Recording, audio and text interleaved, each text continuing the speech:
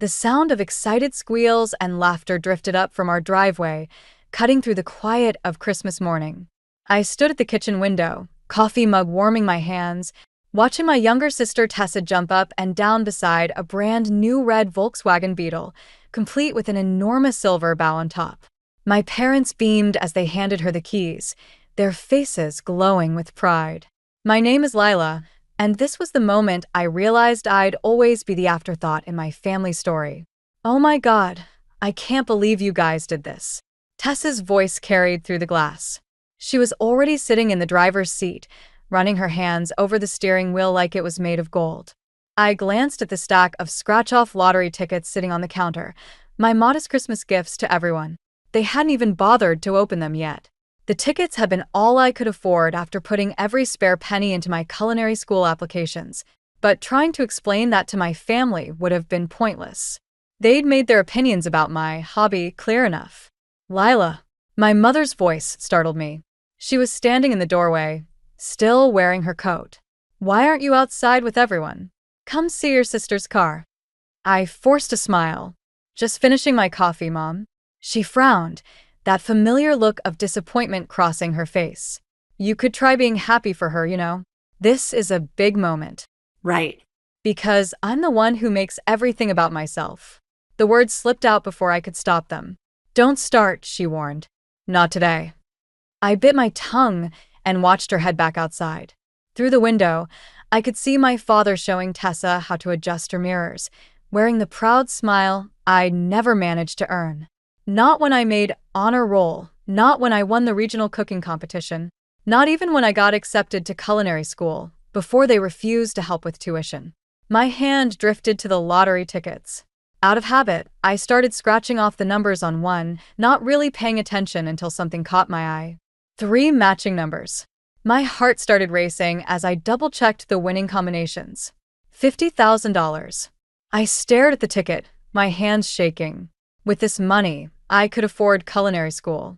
I could start building my dream of opening my own restaurant. I could finally prove to everyone that my hobby was worth something. But this ticket was meant to be a gift. The right thing would be to give it to them. Watch them celebrate another stroke of luck that would probably go toward Tessa's college fund or a family vacation I wouldn't be invited on. Outside, Tessa honked the horn playfully, and my parents laughed. None of them had even noticed I wasn't there. I made my decision in that moment. Carefully, I folded the winning ticket and slipped it into my pocket. The rest of the scratch-offs, I gathered up and dropped in the recycling bin. They wouldn't miss what they hadn't bothered to open. "Lila." My father's voice boomed from outside. "Get out here and take a family picture." I walked to the front door, but paused with my hand on the knob.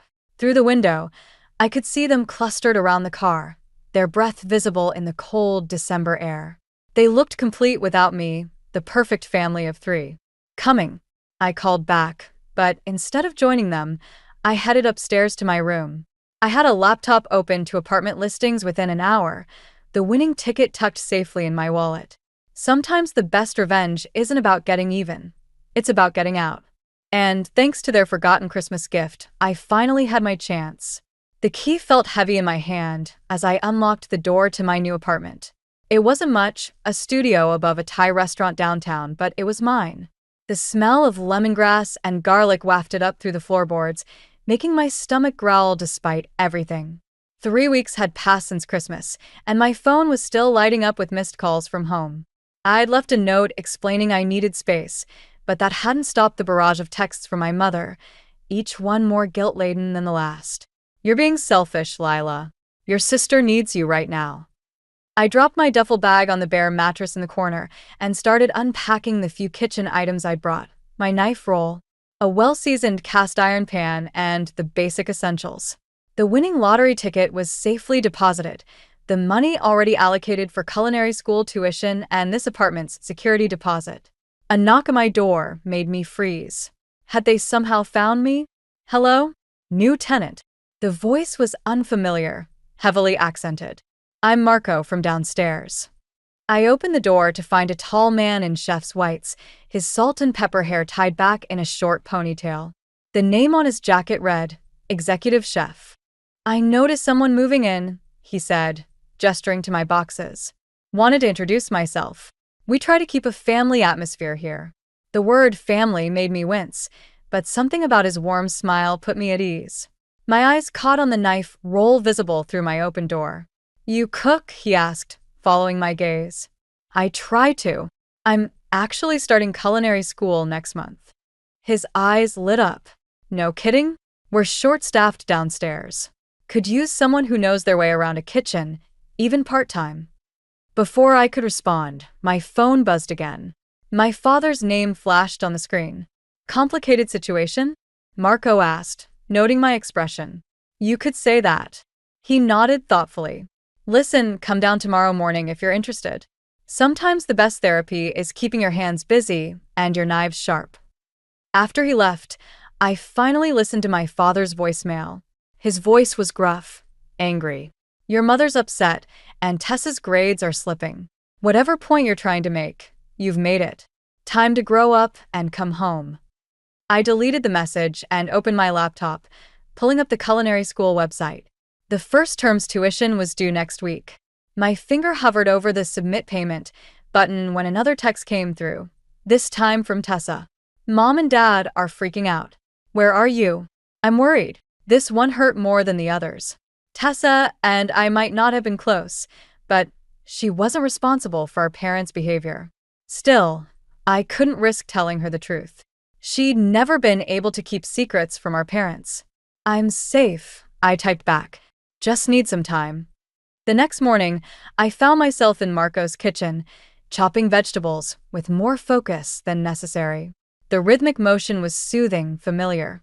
Marco worked beside me, occasionally offering tips on technique. "You have good instincts," he said, watching me adjust the heat under a simmering sauce. "But you're angry. It shows in your cooking. Is that a bad thing?" He shrugged. "Depends what you do with it. Anger can fuel passion or destroy it. The difference is in the control." My phone buzzed in my pocket, another text from my mother. I ignored it. "The people who hurt us," Marco continued, testing the sauce with a spoon. "They don't suffer when we let them consume our thoughts. They don't even know. The only one who suffers is us." I thought about the lottery ticket, about my silent escape. Sometimes they need to learn they can't take people for granted. Perhaps. He handed me the spoon. "But make sure your revenge doesn't become your purpose. Taste this." "What's missing?" I sampled the sauce, considering salt and maybe a touch of acid. He smiled. "Exactly. Balance is everything, in cooking and in life." The kitchen door swung open, and a server rushed in. "Chef, there's a woman out front asking about Lila. Says she's her mother." My heart stopped. Through the kitchen window, I could see her scanning the dining room, Tessa trailing behind her like a shadow. Marco looked at me questioningly. "Back door through the alley," he said quietly. "But remember, you can't run forever. Eventually, you have to stand your ground and serve what you've prepared." I nodded, already untying my apron. The real test wasn't in running away, it was in choosing when to stay and fight. 3 months into culinary school, I finally felt like I was finding my rhythm.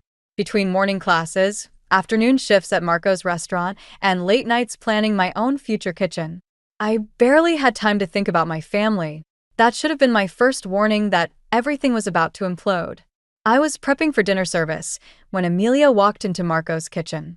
My old friend from high school cooking club, now a rising star chef at one of the city's top restaurants. She looked exactly as I remembered. Perfectly styled hair, crisp chef's whites, and that smile that never quite reached her eyes. "Lila Hawkins," she said, leaning against the prep table. "I heard rumors you were working here, but I couldn't believe it. Shouldn't you be running your own place by now?" I kept chopping vegetables, maintaining the steady rhythm Marco had taught me. Still learning. Not all of us had parents paying our way through Le Cordon Bleu. Speaking of parents, she pulled out her phone, scrolling through something. "I ran into your mom at that charity dinner last week. She seemed worried about you." My knife slipped, nearly catching my finger. "You talked to my mother? She mentioned something about you stealing money and running away? Pretty dramatic, even for you." The kitchen suddenly felt too hot, too small. That's not what happened. No. She raised an eyebrow. Because I also heard from some investors, I know that you've been shopping around a business plan for a restaurant. Interesting timing, considering. My hands were shaking now. What do you want, Amelia? Want? I'm just concerned about my old friend. Starting a restaurant takes more than just money, you know. It takes connections, reputation, stability. She emphasized the last word. Would be a shame if potential investors heard rumors about where your startup capital really came from. Before I could respond, Marco's voice boomed from the doorway. Everything okay in here? Amelia's smile turned syrupy sweet. Just catching up with an old friend. Actually, I came to talk business, Chef Marco. My restaurant is hosting a pop-up event next month, featuring promising new talent. We'd love to have Lila participate. Marco looked at me, but I couldn't meet his eyes. I'll let her think about it, he said firmly. Now, if you'll excuse us, we have service to prepare for. After Amelia left, I gripped the edge of the prep table, trying to steady myself. She's going to tell everyone, I whispered. The investors, my family. Tell them what? Marco asked quietly. I told him everything. The lottery ticket, my escape, the carefully constructed plans now threatening to collapse. He listened without judgment, then handed me a towel to wipe my hands. So now you have a choice, he said. You can run again, or you can face this head-on. How? She'll destroy everything I've worked for. Will she? He picked up my knife, testing its edge. Or will she just expose what you've been afraid to face? Sometimes our biggest fears are just shadows, Lila. They disappear when we shine a light on them. My phone buzzed, a text from an unknown number. It was a screenshot of an email, presumably from Amelia to potential investors, detailing concerns about my financial irregularities and family issues. The pop-up event, Marco continued, could be an opportunity. Show everyone, Amelia, your family, these investors, exactly who you are and what you can do. Or it could be a trap. Most likely both. He smiled. But you're not that scared girl from Christmas morning anymore. You've learned more than just cooking techniques in my kitchen.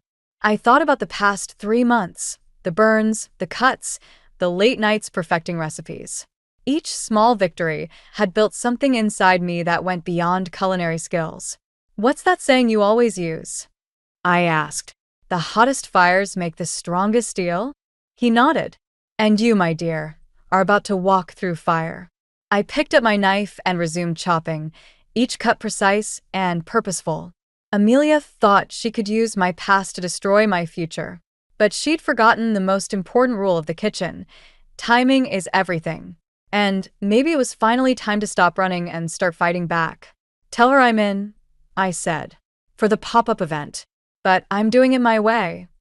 Marco's smile turned knowing. Now, that sounds like a chef talking. The text from Tessa came at 3 a.m. Can you meet me? Please? Don't tell Mom and Dad. I found her sitting in her Volkswagen Beetle outside Marco's restaurant, her eyes red and swollen.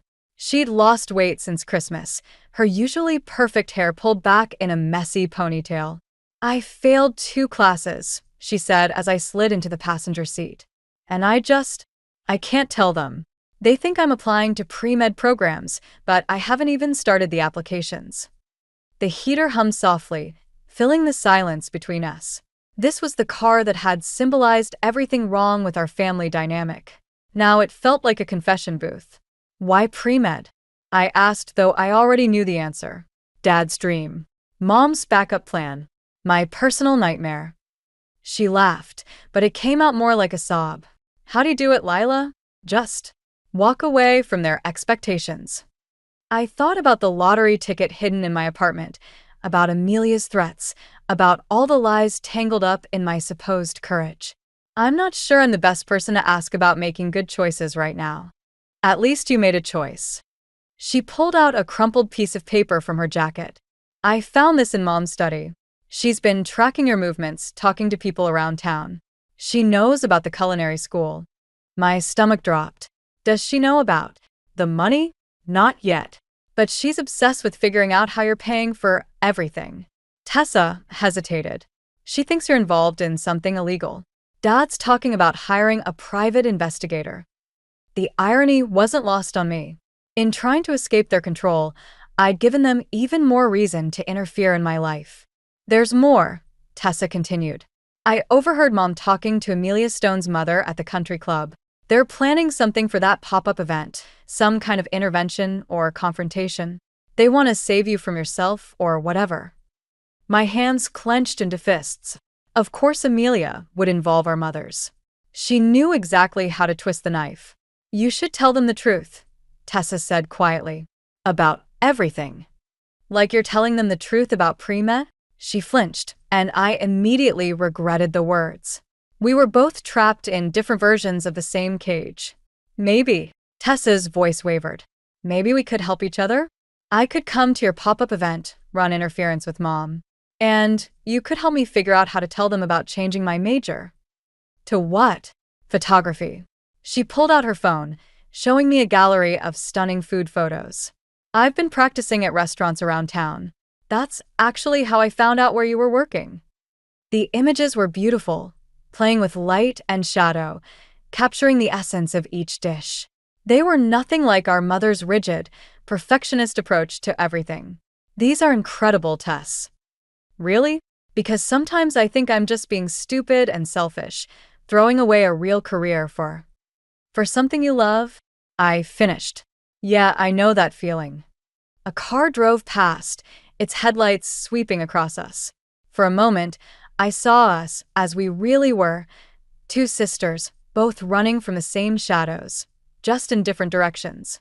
I have to be at the restaurant in 3 hours, I said. Want to come in? I could teach you some plating techniques, give you something interesting to photograph. She smiled, a real smile, not the perfect one she used for our parents. I'd like that. As we walked into Marco's kitchen, I realized something had shifted. The revenge I'd been seeking wasn't just about proving my parents wrong anymore. It was about breaking a cycle, about creating space for both Tessa and me to become something other than what our parents demanded. But first, I had to survive Amelia's pop-up event. And now, knowing our mothers were involved, the stakes were higher than ever. This wasn't just about my future anymore, it was about Tessa's too. Hey, I said, handing her an apron. Want to learn how to make Mom's favorite dessert? I have some ideas for improving it. Tessa's grin turned mischievous. Now that sounds like a photo opportunity. The pop-up event was 3 days away when everything started falling apart. I was in Marco's kitchen, finalizing my menu, when Tessa burst through the back door, clutching her phone. You need to see this, she said, thrusting the screen at me. It was Amelia's Instagram story. A beautifully plated dish that looked exactly like my signature recipe, the one I'd been developing for months. The caption read, "Sneak peek of our upcoming showcase. Sometimes the best innovations come from unexpected places." My hands trembled as I wiped them on my apron. She's been watching me. Someone's been feeding her information. That's not all. Tessa swiped to another post, a series of photos from a private investor meeting at Amelia's restaurant. In the background of one shot, I could see my mother sitting at the table, her face animated in conversation. The knife I'd been holding clattered against the cutting board. She's working with Mom? I overheard them yesterday. Mom's been telling potential investors about your unstable behavior and questionable finances. They're trying to make sure no one backs your restaurant plans. Marco appeared beside us, his expression grim. The health inspector just called. Someone filed multiple complaints about our kitchen. They're coming tomorrow, right before your big prep day. The timing wasn't a coincidence. Amelia knew exactly how to hurt me, using my own mother as a weapon. The room started spinning, and I gripped the edge of the prep table. I can't do this, I whispered. Maybe they're right. Maybe I'm in over my head. No. Tessa's voice was firm. That's exactly what they want you to think. But look at this. She pulled up her camera roll, showing me photos she'd taken during our late-night cooking sessions. The images were stunning, capturing not just the food, but the passion and creativity behind each dish. This is who you are, Lila. Not their lies, not their manipulation. This. Marco picked up my fallen knife, testing its edge the way he always did when making a point. You know what separates a good chef from a great one? not talent, not even creativity. It's what they do when everything goes wrong. But she stole my recipe. So make a better one. He handed me the knife. Show them who you really are, not who they think you are. I looked at the knife in my hand, remembering all the nights I'd practiced until my cuts were perfect. All the burns and scars earned through determination rather than natural talent. Amelia might have stolen my recipe, but she couldn't steal my passion. Tessa, I said slowly, how good are you at social media marketing? She grinned. Better than Amelia, that's for sure. Good. Because I have an idea. I turned to Marco. Remember that fusion dish we talked about? The one that combines Mom's traditional family recipe with modern techniques. He nodded, a smile spreading across his face. The one that's too risky? Too controversial. Exactly. Amelia wants to play it safe, stick to stolen classics. Let's give them something they can't copy, something that tells our whole story on a plate. I spent the next hours recreating my mother's signature dish, but with each element transformed. The familiar comfort food of my childhood twisted into something new, something that spoke of both tradition and rebellion. Tessa documented every step, her camera capturing the evolution from old to new. When the final plate was ready, even Marco looked impressed. This isn't just food, he said. This is your declaration of independence. Tessa posted the photos with a simple caption. Some recipes are passed down. Others are transformed. Coming soon to at Amelia Stone's showcase event. Within hours, the post went viral in the local food community. Amelia called twice, then texted, "You're making a mistake. Back down now, or everything comes out about the money, about your family, everything."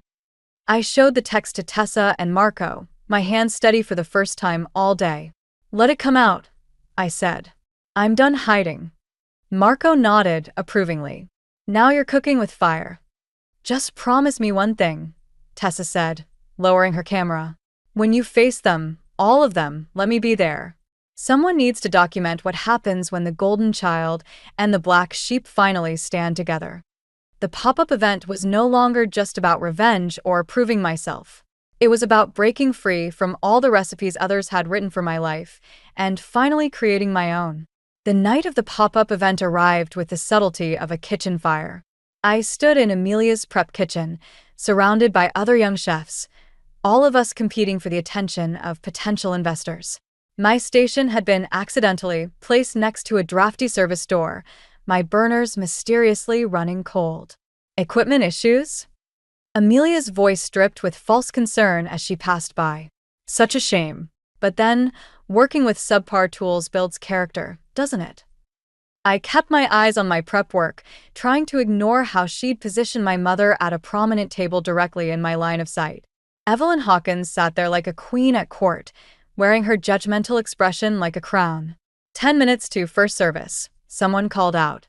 My hands shook as I reached for my sauce, only to find the container empty.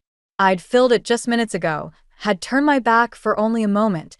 Looking for something? Amelia held up a familiar container. "Oh, this? Found it by the sink. Looked spoiled, so I tossed it. Health and safety, you know? 3 months of work, gone in an instant." I gripped my knife so hard my knuckles turned white, remembering Marco's words about control under pressure. But this wasn't just pressure. This was calculated destruction. "Lila." Tessa appeared at my station, camera in hand. "Mom's talking to the investors. She's showing them something on her phone." My stomach dropped. Through the service window, I could see my mother gesturing animatedly, the investors' faces growing serious as they looked in my direction. One of them stood up, shaking his head, and walked out. "It's the lottery ticket," Tessa whispered. "They know." The room started spinning. Everything I'd built, every careful step toward independence, was crumbling. Without investors, without my signature sauce, without Chef Hawkins. A voice cut through my panic. "Health Department. We need to discuss some concerning allegations about your food handling practices." Of course. The final nail in the coffin. I looked around the kitchen, at Amelia's triumphant smile, at my mother's satisfied expression, at the other chefs pointedly avoiding eye contact. This was what total defeat felt like. I'm done, I said quietly, untying my apron. They win. No. Tessa grabbed my arm. Remember what you told me about Mom's recipe? About making it your own? So your sauce is gone. Make something better. Something they can't steal or destroy. With what? I have nothing left. You have me. She pulled out her phone, showing me the photos she'd taken of our late-night cooking sessions. And you have this. The last photo stopped me short. It was me in Marco's kitchen, laughing as I experimented with a failed dish that had accidentally turned into something amazing. Something entirely new. Sometimes the best dishes come from disasters. Marco had said that night. I looked at my nearly empty station, at the basic ingredients that remained, at my sister's determined face, at my mother, who was now walking toward us with that familiar expression of disappointment. Lila, she started. This has gone far enough. It's time to. You're right. I cut her off, reaching for my knife. It has gone far enough. Tessa, start filming. What are you doing? Amelia demanded as I began rapidly chopping the few ingredients I had left. I'm cooking, I said, my knife moving with purpose. But not your way, or Mom's way, or anyone else's way. My way. I had 20 minutes until service. No sauce, no investors, no support except for my sister's camera and my own shaking hands. Everything I'd planned was in ruins, but maybe that was the point. Maybe I needed to lose everything I thought. I wanted to find what I actually needed. Last call for plating, someone announced. I looked at my creation. Simple, honest, born from desperation and defiance. It wasn't perfect. It wasn't even what I'd planned, but it was authentically mine. Ready? Tessa asked, her camera focused on my hands. I nodded, picking up the first plate. Through the service window, I could see the remaining investors waiting, my mother among them. This was it, my last chance to prove that sometimes the worst moments can lead to the best creations. Time to serve, I said, pushing through the door. And I hope they're hungry for the truth. The silence in the dining room was deafening as I presented my improvised dish. Through Tessa's camera lens, I watched the investors lean forward, their expressions shifting from skepticism to curiosity. My mother's face remained carefully blank, but her hands betrayed her nervousness, twisting her napkin beneath the table. This isn't what was advertised, one investor said, studying the plate. No, I agreed. It's better. This is what happens when someone tries to sabotage your carefully planned menu. You either give up, or you create something new. I locked eyes with Amelia, who had emerged from the kitchen. Would you like to explain why my original sauce disappeared? Or should we ask my mother about the convenient timing of the health inspector's visit? Lila, my mother warned, but I wasn't finished. You know what's funny? I spent years trying to recreate your recipes, Mom. Trying to earn your approval. But tonight, when everything was taken away, I finally understood something. The best dishes come from hunger. Real hunger, not just for food, but for recognition. For acceptance. The investors were sampling the dish now, their murmurs of appreciation growing louder. Tessa moved around the table, capturing their reactions, the way they gestured to each other with raised eyebrows and nodding heads. This is unexpected, the lead investor said. The fusion of traditional and modern techniques, the balance of flavors. It tells a story. That's because it's my story, I said. Not the one they wanted me to tell, but the real one. About making something from nothing. About turning rejection into fuel. Amelia stepped forward, her composure cracking. You think you're so special? Some scrappy underdog who… No. I cut her off. I think I'm exactly what you're afraid of, someone who doesn't need your approval anymore. Any of you. My father chose that moment to walk in, stopping short at the scene before him. I hadn't seen him since Christmas morning, and his presence sent a jolt through the room. What's going on here? He demanded. Your daughter, the lead investor said, is about to receive an offer of backing for her restaurant concept. That is, if she's interested. The look on my father's face shifted from confusion to something else. Something I'd never seen before. Recognition, maybe. Or regret. The lottery ticket, he said quietly. That's how you did all this, isn't it? The one you gave us for Christmas. The one you never bothered to open. I corrected. Yes. My mother stood up abruptly. You had no right. To what, Mom? To want something different than what you planned? To succeed without your permission? I gestured to Tessa, still filming. Ask your golden child how she feels about medical school. Ask her what she really wants to do with her life. The room fell silent again as all eyes turned to Tessa. She lowered her camera, her hands steady even as her voice shook. I want to be a photographer, she announced. And Lila's going to hire me to shoot for her restaurant's marketing. You're hiring no one, Amelia snapped. This was a publicity stunt. These investors are very impressed, the lead investor interrupted. Both with the food and with how you handle unexpected challenges, Miss Hawkins. My father stepped forward, reaching into his jacket. He pulled out a wrinkled scratch-off ticket, the one I'd given him for Christmas. It was still unscratched. I kept it, he said. Don't know why. Maybe because it was the last thing you gave us before. He cleared his throat. I'd like to scratch it now, if that's okay. And whatever it's worth, I want to invest it in your restaurant. Roger, my mother protested, but he held up his hand. No, Evelyn. We've done enough damage trying to control their lives. Look at what Lila created tonight, when everything was stacked against her. Look at Tessa's photography. These aren't the failures we feared. These are artists. The investor smiled, sliding a business card across the table. I believe we have some details to discuss, Miss Hawkins. All of us. I picked up the card, then looked at my father's unscratched ticket. Keep it, I said. Some gifts are worth more unopened. Amelia stormed out, but I barely noticed. I was too busy watching my father's face as he finally saw me, not as a disappointment, but as a chef, as myself. So, I said, turning to the investors, let's talk about opening night. 6 months after the pop-up event, I stood in my own kitchen, watching the dinner service unfold through the pass. The restaurant was packed, as it had been every night since opening. Tessa's photographs lined the walls, artistic shots of our signature dishes alongside candid moments of our family's journey. The door swung open and Marco walked in, carrying a familiar envelope.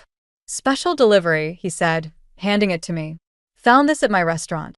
The return address was Amelia's. Inside was a single page. I closed my restaurant last week. Turns out success isn't worth much when you build it on other people's recipes. You were right. The hunger has to be your own. I folded the letter, thinking about how revenge had stopped tasting sweet somewhere along the way. Have you seen today's special? I asked Marco, nodding toward a dish waiting at the pass. He smiled, recognizing my mother's signature recipe, reimagined, but with its heart intact. How did she take it? She cried. I admitted, then spent an hour telling me everything I'd done wrong while secretly eating every bite. Through the kitchen window, I could see my family at their regular table. My father was showing Tessa something on her camera, probably discussing her upcoming gallery show. My mother sat straight-backed as always, but her eyes kept drifting to the kitchen with something that looked almost like pride. Chef. One of my line cooks called out, "We have a situation." I turned to find a familiar face at the kitchen door, Amelia, looking smaller somehow, less certain. I'm not here to cause trouble, she said quickly. I wanted to know if you're still hiring prep cooks. The kitchen fell silent, everyone watching for my reaction. 6 months ago, I would have savored this moment of defeat. Now, looking at her, I saw something of myself, that same hunger, just pointed in the wrong direction for too long. Tomorrow morning, 6 a.m., I said. Don't be late. And Amelia? Bring your own recipes this time. She nodded, a flash of relief crossing her face before she hurried out. Marco squeezed my shoulder. You're not the same chef who burned with revenge in my kitchen. No, I agreed. I'm better. Speaking of which, I pulled out the lottery ticket my father had kept unscratched all these months. He'd given it back to me last week, saying some gifts needed to come full circle. Want to do the honors? I offered it to Marco. He shook his head. Some things are worth more unscratched. The mystery of what could have been sometimes teaches us more than knowing. The dinner rush was picking up, tickets streaming in. I tucked the ticket into my chef's coat, where it settled next to my heart like a reminder of how far I'd come. Lila, Tessa called from the dining room. Mom's critiquing your plating again.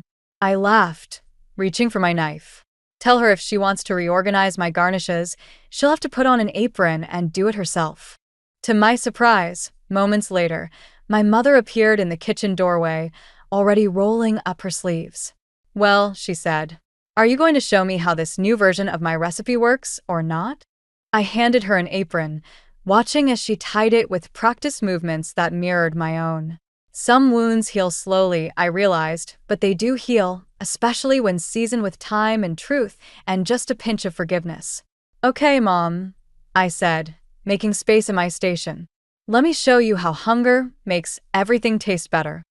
The kitchen hummed around us, a symphony of sizzling pans and clicking plates and calling tickets. My restaurant, my rules, my family, both the one I was born into and the one I'd built. Not perfect, but perfectly mine. And somewhere in my chef's coat, an unscratched ticket reminded me that sometimes the best revenge isn't serving a cold dish, it's inviting your enemies to a warm table and teaching them how to cook for themselves.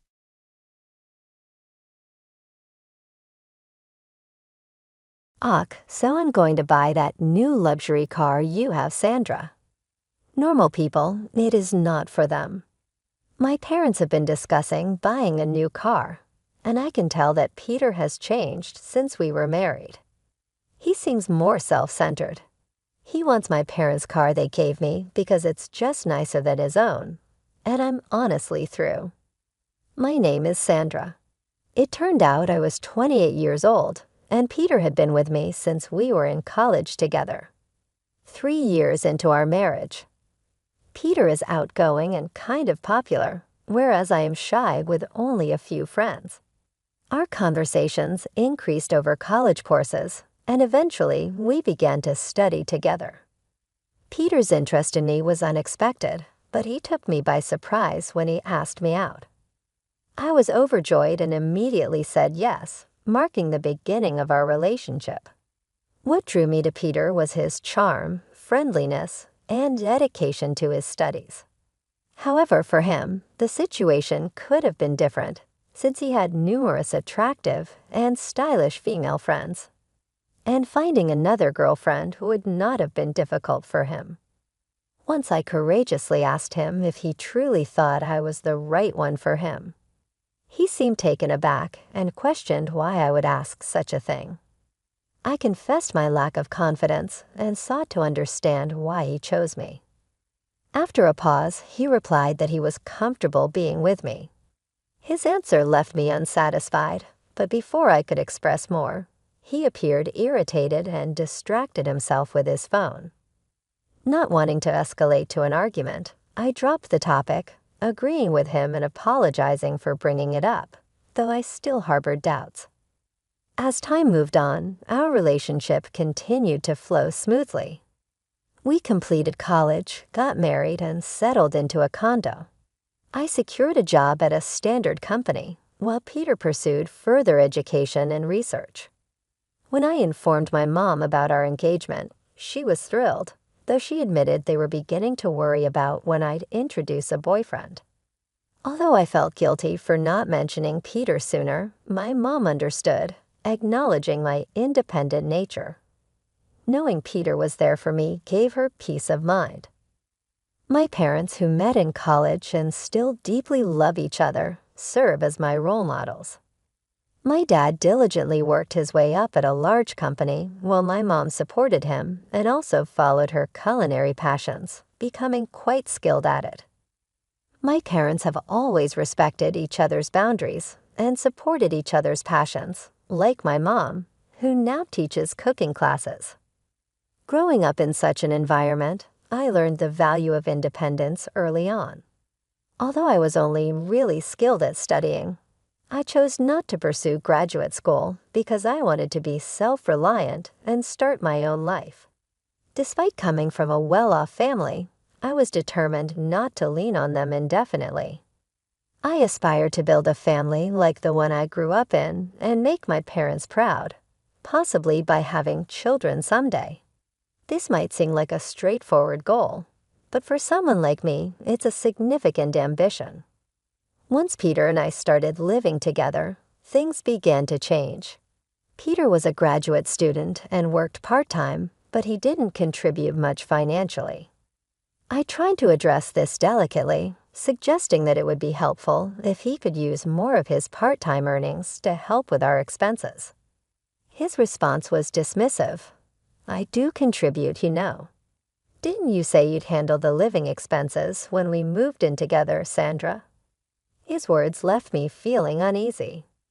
Peter had always dreamed of becoming a professor, which is why he pursued graduate school.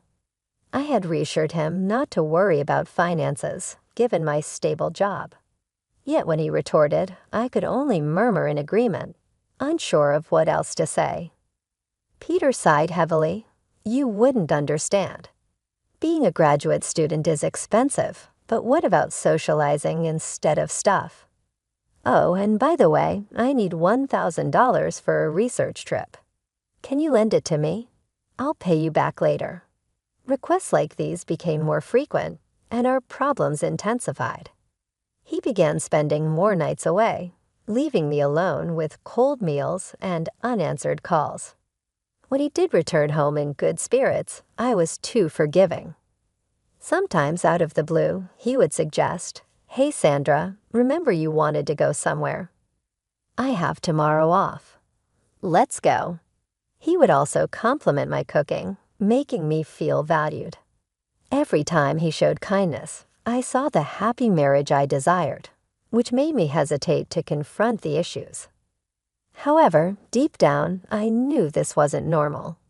I felt increasingly lonely and anxious, trapped in a cycle of fleeting happiness and prolonged solitude. I found myself unable to share my marital struggles with anyone.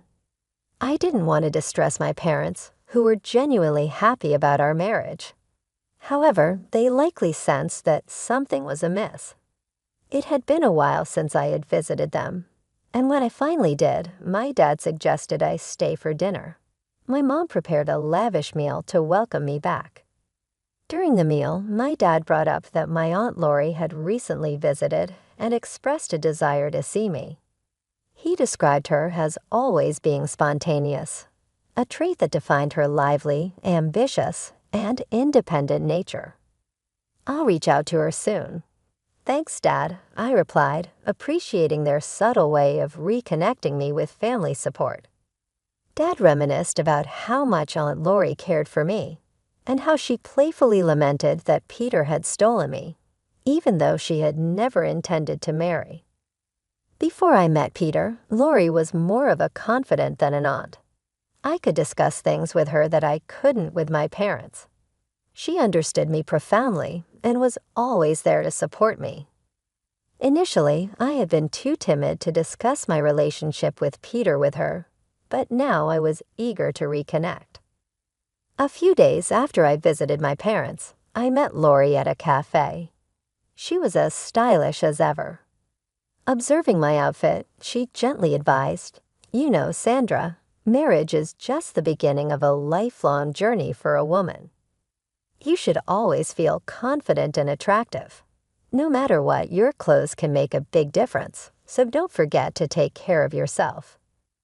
Then with grace, she took a sip of her tea. Realizing how much I had neglected my interests, I apologized for not keeping in touch. Lori chuckled and replied, "That's typical of you, Sandra. It's good to be honest and serious, but being too timid usually stems from a lack of experience. But I was thrilled when I heard you found someone special. I thought, finally, Sandra is taking a step forward." It had been ages. Since I spent time with someone on a day off and the weather was perfect, it made for a much-needed and refreshing outing. We settled on the terrace, soaking up the warm sunlight. In that tranquil moment, I felt comfortable enough to share my concerns with Lori.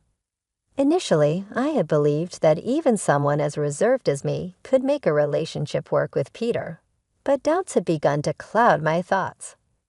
Lori listened attentively to my entire story, nodding empathetically without interruption. When I finished, she gently inquired, "I suppose you haven't mentioned this to your parents, have you, Sandra?" "No," I confessed. "I even hesitated to tell you today. I didn't want to acknowledge my vulnerabilities to anyone. I thought I should be capable of managing this on my own to be truly independent. I know if Mom and Dad found out, they'd probably want me back home immediately. So I want to try to handle this as much as I can by myself." Lori respected my wish to handle things independently and didn't press the issue further. However, she assured me, "If you ever really need help, let me know first. If my dear Sandra asks for help, I'll be there for you no matter where I am." A month later, my mom called me casually. "When you have time, could you come over? It's not urgent." Since I had the next day off, I decided to visit my parents. As I approached, I noticed a new car parked in the driveway, which sparked my excitement. "Dad, is this car new? Did you just get it? Can I take it for a spin?" I joked, my excitement palpable about the fancy car. "Don't worry about that. This car is for you, Sandra. You use it however you like. It'll come in handy," Mom whispered to me. "We saw this car in a TV commercial, and you said you liked it." Dad recalled, smiling warmly. "So it's our gift to you. You've been going through a tough time lately, so we wanted to cheer you up. If things get tough, just drive this and come home anytime." The car my dad gifted me was an SUV from a renowned international brand, a thoughtful gesture that brought a sense of freedom and support. Dad had even arranged a parking spot near my condo for the new SUV. I laughed in disbelief, barely able to grasp the kindness of the gesture. Later, as I drove downtown, I reached into my pocket, found the car key, and pressed the button. The lights of the SUV flashed brightly around me. It was then that I heard a familiar voice from behind. "What's with the car?" I turned to see Peter, my husband, who hadn't been home for quite some time. It felt like we were living separate lives. His presence left me momentarily speechless as he looked at the car with a smug grin. "Ah, I see, a gift from your parents, right?" Every time I faced Peter, I struggled to find my voice, but I was tired of feeling diminished. "Peter, don't you care anymore? Do you even care about me?" I managed to say, gathering my courage. Then Peter dropped a bombshell. "Are you just realizing now? Did you think I loved you all this time? It's ridiculous how hopeful you are." His mocking laughter echoed in my ears. Something inside me snapped, and I retorted louder than usual. "Then why did you marry me?" He coldly replied, "Wow, you're going to be that cold about it." I couldn't believe the words coming out of his mouth. "So marrying me was just a meal ticket for you, huh? And now you want the car too because it's wasted on me. That's just great." Peter seemed unfazed by how hurtful his words were, and with a chilling indifference he added, "You know we're getting divorced. Without me, you'll never find another man. Think about it." With those harsh words, he left without a second glance, leaving me feeling both angry and heartbroken. My head pounded with a headache as I sat in the driver's seat, trying to calm myself. Eventually, I called my Aunt Lori for advice. After a few days of consideration, I agreed to the divorce and moved back in with my parents. They welcomed me with open arms, and life began to feel peaceful again. However, that peace was short-lived. One afternoon, Peter showed up at my parents' house, accompanied by his parents. They all sat down in the living room, and Peter's father spoke up in a stern tone. "We're here to talk about our son's divorce." When the discussions about the divorce began, Sandra issued a stern warning to Peter. "If you don't agree to the divorce, I'll use my parents' connections at the university to jeopardize your future." It wouldn't be difficult to harm the career of a junior registrar if their daughter files a complaint.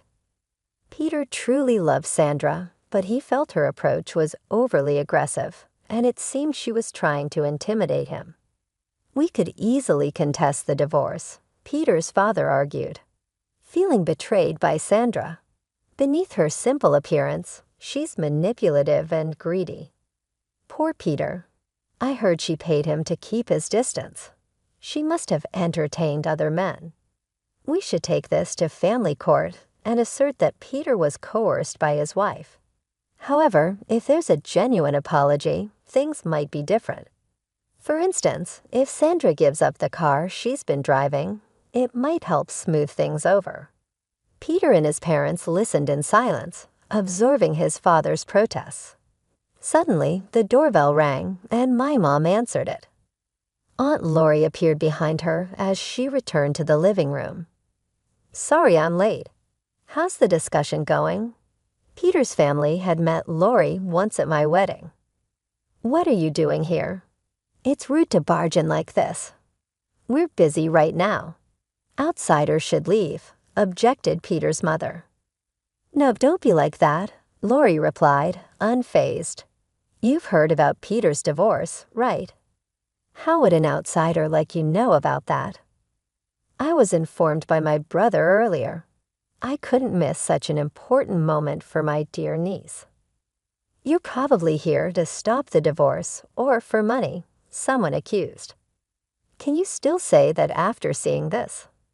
Lori retorted as she pulled out a stack of documents from her bag, laying them out on the table for everyone to see. "I hired a detective to look into this. It turns out Peter has been cheating on Sandra with multiple women despite being married. He hardly came home because of it. He took advantage of Sandra's kindness and even asked her for money."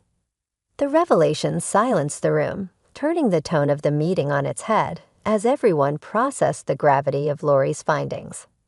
I was immersed in my university research, so when I did manage to come home, we shared meals and went on trips together. "We seem just like any other married couple, right, Sandra?" "Say something," Peter implored, his voice laced with desperation. "Peter, you don't need to defend yourself. We'll handle this. It's not your fault," his father reassured him quickly. "That's right. These documents from who knows where are surely fabricated. Our Peter would never engage in such acts. He's a kind and outstanding son," his mother protested vehemently. "You might be kind to your parents, but it seems that your kindness doesn't extend beyond that." "Like father, like son indeed," Aunt Lori interjected sharply. Then she pulled out a photograph from the documents. "I was at a hotel for a business meeting recently and saw William there. He was with another woman, looking very cozy, so I had the detective look into William as well. The results were just as I suspected. Do you understand now?" Peter's mother's face turned pale as she grabbed the documents and examined them closely. "What is this, William? How long has this been going on? It's all lies, isn't it?" she demanded, her voice trembling. "Kayla, stop looking. Give me that." William, looking panicked, tried to snatch the documents, but it was too late. Kayla, visibly distraught, confronted William directly. "You've been cheating on me. The car you wanted so badly was for her in these photos, wasn't it?" No matter how hard William tried to calm her down, Kayla wouldn't listen.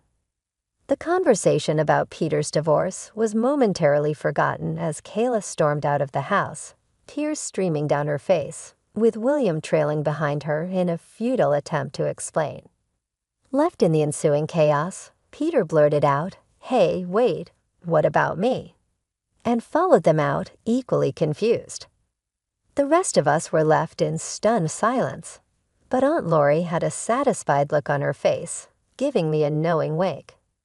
It was clear she had anticipated the dramatic unraveling of events, revealing truths that were perhaps long hidden but necessary to confront. After the tumultuous events, Aunt Lori shared with me that Peter's parents had eventually divorced. You won't fall for such a terrible man again. Let's make you more attractive. I'll teach you everything about grooming yourself as a woman, Lori encouraged. Despite her busy schedule, she frequently visited and took me out for meals and shopping trips. During this time, I absorbed a great deal from her and gained a new perspective on self-care and confidence. A year after the divorce, I made a pivotal decision to attend graduate school. I dedicated myself to my studies and personal development, which was a transformative period for me. Time flew by, and one day, while at a street intersection, I heard someone call my name. I turned around to find Peter. "It's been a while. You've changed a lot, haven't you?" He remarked, a hint of surprise in his tone initially. I hardly recognized him. In Peter's eyes, the woman he once knew as his plain ex-wife had evolved into someone stunningly beautiful and confident. Meanwhile, Peter's life had taken a downturn following his parents' public divorce scandal. He had dropped out of graduate school as his parents, William and Kayla, had cut off their financial support due to the chaos he had instigated. Struggling to pay for his tuition and living expenses, the carefree life he once enjoyed was a distant memory. The women who had once been interested in him had drifted away, and his former glory had dissipated almost overnight. Now he stood before his ex-wife, who appeared utterly transformed. Just as Peter was about to suggest catching up, a man approached us. "Sorry for the wait. Are you a friend of Sandra's?" he asked. It was Kevin, the man I had recently started seeing. His arrival was perfectly timed, underscoring the new chapter of my life that Peter was no longer a part of. While I was out with Kevin, a group of women nearby couldn't help but notice him. "Wow, that guy is handsome, isn't he? He's so tall. Could he be a model?" They commented, admiring Kevin's striking appearance. Kevin, noticing my brief interaction with someone from my past, subtly acknowledged Peter with a nod. "He's someone from my past, but it's okay. We're finished talking. Let's go, shall we?"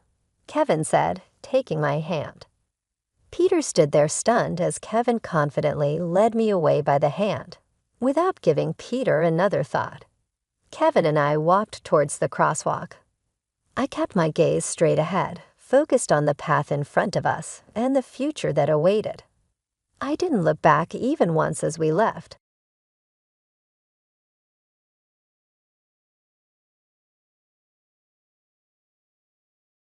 My name's Luna. I am a regular woman who has seen her share of some twists and turns. Well, I suppose that I will have to start at the beginning. I met Jack in high school. He was the shy, quiet kid who sat in the back of class and never said a word. It was me who came in first. "Hey Jack, got a minute?" The next time I saw him, in a physics class or something, I managed to ask about it. That's how it all started. We were your classic high school sweethearts. Prom night, first kiss under the stars, and all that other corny shit. But his parents, Mr. and Mrs. Dawson, loved me from the moment I walked in. "Luna, you are the girl we were all hoping Jack would find," Mrs. Dawson had said. They made me feel like one of their own. My younger sister Lily was the only person who didn't seem all that excited. She's 4 years behind me, and to be honest, we have never been close. I caught her eye one time, gazing real silly-like at Jack. I chalked it up to sisters being sisters. Jack and I got married when we were both 23. I had just finished college and started working as an economist. Jack took a job as a security guard. It wasn't much, but we were happy, or so I thought. A year into our marriage, our twins, Alex and Ben, were born. Jack was over the moon at first. "We're a real family now, Luna," he said, holding them at the hospital. But that joy didn't last. He started coming home late, sometimes not at all. "Where have you been?" I'd ask, trying to keep my voice steady. Out, he'd snap back, avoiding my gaze. It was like living with a stranger. Then came the fight that changed everything. Money was tight, and the twins wouldn't stop crying. "Can't you make them stop?" Jack yelled one night. "I'm doing my best, Jack." "They're your kids too," I fired back. He stormed out of the house that night. The next morning, Jack and all his stuff were gone. Vanished. I called him over and over. No answer. In a panic, I called my parents. "Have you heard from Jack?" I asked, my voice trembling. There was a pause on the line. "Luna, honey, Lily's gone too," my dad finally said. My heart sank. It couldn't be, but deep down I knew. Betrayed by my husband and my sister, I leaned on my parents and Jack's folks during that time. They were all I had left. "We're here for you, Luna," Mr. Dawson assured me, his voice heavy with disappointment. I filed for divorce. No sign of Jack or Lily. I was alone with 2 boys to raise and a broken heart, but I was determined to keep going for my boys. Life without Jack was like walking through a never-ending storm, me with my twin boys, Alex and Ben, just trying to keep our heads above water. I remember one evening, the boys were crying nonstop. I was at my wit's end. That's when Mom called. "Luna, how are you holding up?" she asked, her voice full of concern. "Mom, it's tough. The boys won't sleep, and I'm exhausted," I admitted, feeling the tears coming. "Listen, honey, you're not alone in this. We're here for you, okay? Don't you forget that," Mom said firmly. That was Mom, always the rock in our family. Then there was Jack's dad, Mr. Dawson. He came over one day just to check in. "Luna, I want you to know we're just as upset with Jack as you are. You're still family to us," he said, sitting on our worn-out couch, looking around the small apartment I could barely afford. I just nodded, not trusting my voice. Mr. Dawson always had a way of making me feel like I wasn't a total failure. But the reality was money was tight, real tight. I remember going through the bills, feeling like I was drowning. How am I going to do this? I whispered to myself. My dad came by one weekend to help out. He saw the stack of bills on the kitchen table. "Luna, you know we can help you out with this, right?" he said, his brow furrowed with worry. "I know, Dad. I want to do this on my own." "I have to," I replied, trying to sound more confident than I felt. As the days turned into weeks, and the weeks into months, I settled into a routine. It was hard, no doubt about it, but every time I looked at Alex and Ben with their big innocent eyes, I knew I had to keep going. They were my world now, my everything. One day, after a particularly rough night, I dropped the boys off at my parents' place for a few hours. Just needed some time to breathe, you know. I sat in the park, watching other families, kids running around, laughing, parents watching over them, smiles on their faces. It hit me then how much my life had changed, how much I had lost. But then I thought about what I still had, my boys, my family, a fighting spirit. I wiped away the tears, stood up, and walked back to my parents' house. I was Luna, single mom to 2 amazing boys, and I was going to make it come hell or high water. Life was a roller coaster, and I was hanging on, trying not to fall off. Then one day, Mr. Dawson, Jack's dad, came over with an offer that could change everything. "Luna, I've been thinking," he started, looking a bit uncomfortable in our tiny living room. "I've got some savings, around $100,000. I want to give it to you for the boys." I was speechless for a second. "Mr. Dawson, that's a lot of money, but I can't just take it," I replied, feeling overwhelmed. He waved a hand dismissively. "It's for my grandson's future, Luna. No strings attached." His generosity was touching, but an idea was forming in my mind. "Mr. Dawson, what if we use that money to start a business? Something that can give us all a steady income," I suggested. He raised an eyebrow. "What kind of business?" "A pastry shop," I said, the idea growing in my mind. "Your wife, she's an amazing baker. Remember those cakes she used to make for the church bake sales?" Mr. Dawson chuckled. "Yeah, she always had a knack for baking, but she's been out of that game for a long time." "Well, maybe it's time for her to get back in," I suggested, feeling a spark of excitement. The next step was talking to Mrs. Dawson. I went over to their house the following day. "Anne, I have a proposal for you," I said as we sat in her cozy kitchen. "How would you feel about starting a pastry shop? You bake, I'll handle the finances, and George can manage the front end." Anne looked surprised. "Me, a pastry chef again?" "Oh, I don't know, Luna. It's been ages." "You've still got it, Anne." "I know it." I encouraged her, hoping she'd see the potential. After a bit of convincing, Anne warmed up to the idea. "Well, it has always been a dream of mine," she admitted with a smile. We worked out the details over the next few weeks. Found a little spot downtown that was perfect for the shop. We all put in the work, painting, decorating, getting everything ready. Opening day was a whirlwind. I stood behind the counter, watching as people poured in, drawn by the smell of fresh pastries and Anne's reputation. "Luna, we're doing it. We're actually doing it," Anne said, her face flushed with excitement as she took a brief break from the kitchen. I smiled, feeling a sense of pride I hadn't felt in a long time. "We sure are, Anne. We sure are." It was more than just a business. It was a new beginning, a chance to build something of my own. And I was ready for it. The pastry shop, Sweet Beginnings, was more than just a new venture. It became our world. The early mornings, the endless baking, the constant hum of the oven. It was exhausting but exhilarating. Anne was in her element in the kitchen. "Luna, I need more sugar," she'd call out, her voice muffled by the mixer. I dashed to the storeroom, lugging back a heavy bag of sugar. "Here you go, Chef Anne," I teased, dropping the bag with a thud.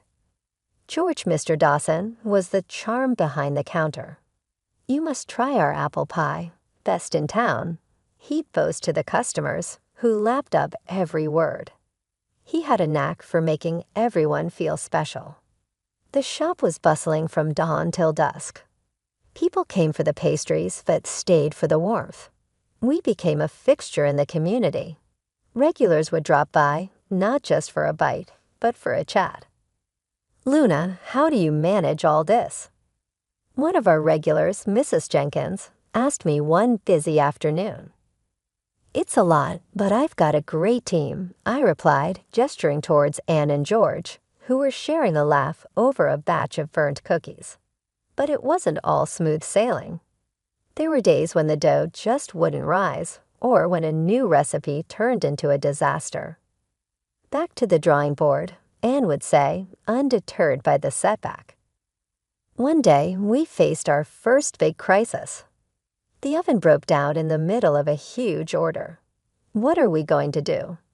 Anne panicked, her hands covered in flour. I took a deep breath. "We'll figure it out, Anne." We always do. And we did. We borrowed the bakery's oven down the street and worked through the night. The order was delivered on time, and our reputation for reliability was cemented. As months passed, Sweet Beginnings grew in popularity. We had to hire extra help. I interviewed a bunch of local kids and hired two, a shy girl named Sarah and a lanky boy named Tom. They were green but eager to learn. "Keep an eye on the cupcakes, Sarah. They burn easily," Anne instructed, showing her the ropes. Tom was put on cleaning duty initially, but he soon showed a keen interest in baking. "Can I try making the dough?" he asked one day, his eyes bright with curiosity. Why not? Let's see what you've caught, Tom, Anne replied, handing him the apron. My days were filled with numbers, orders, and managing the staff. I rarely got a moment to sit down, but when I did, I'd watch the life we had built, the customers enjoying their treats, the laughter from the kitchen, the sense of community. It was overwhelming at times. My parents were regular visitors. "You've turned this place around, Luna," my dad said one day, looking around proudly. "It's not just me, Dad.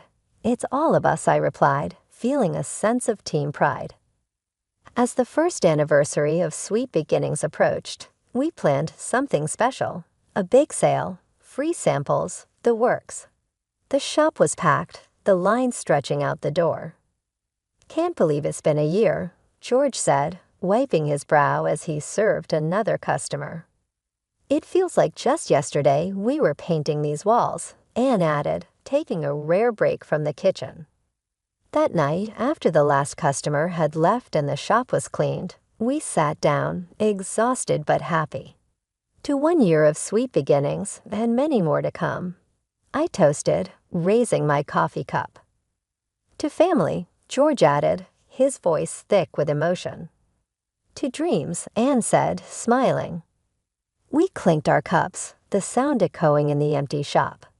I looked at Anne and George not just as my in-laws, but as my partners, my supporters, my family.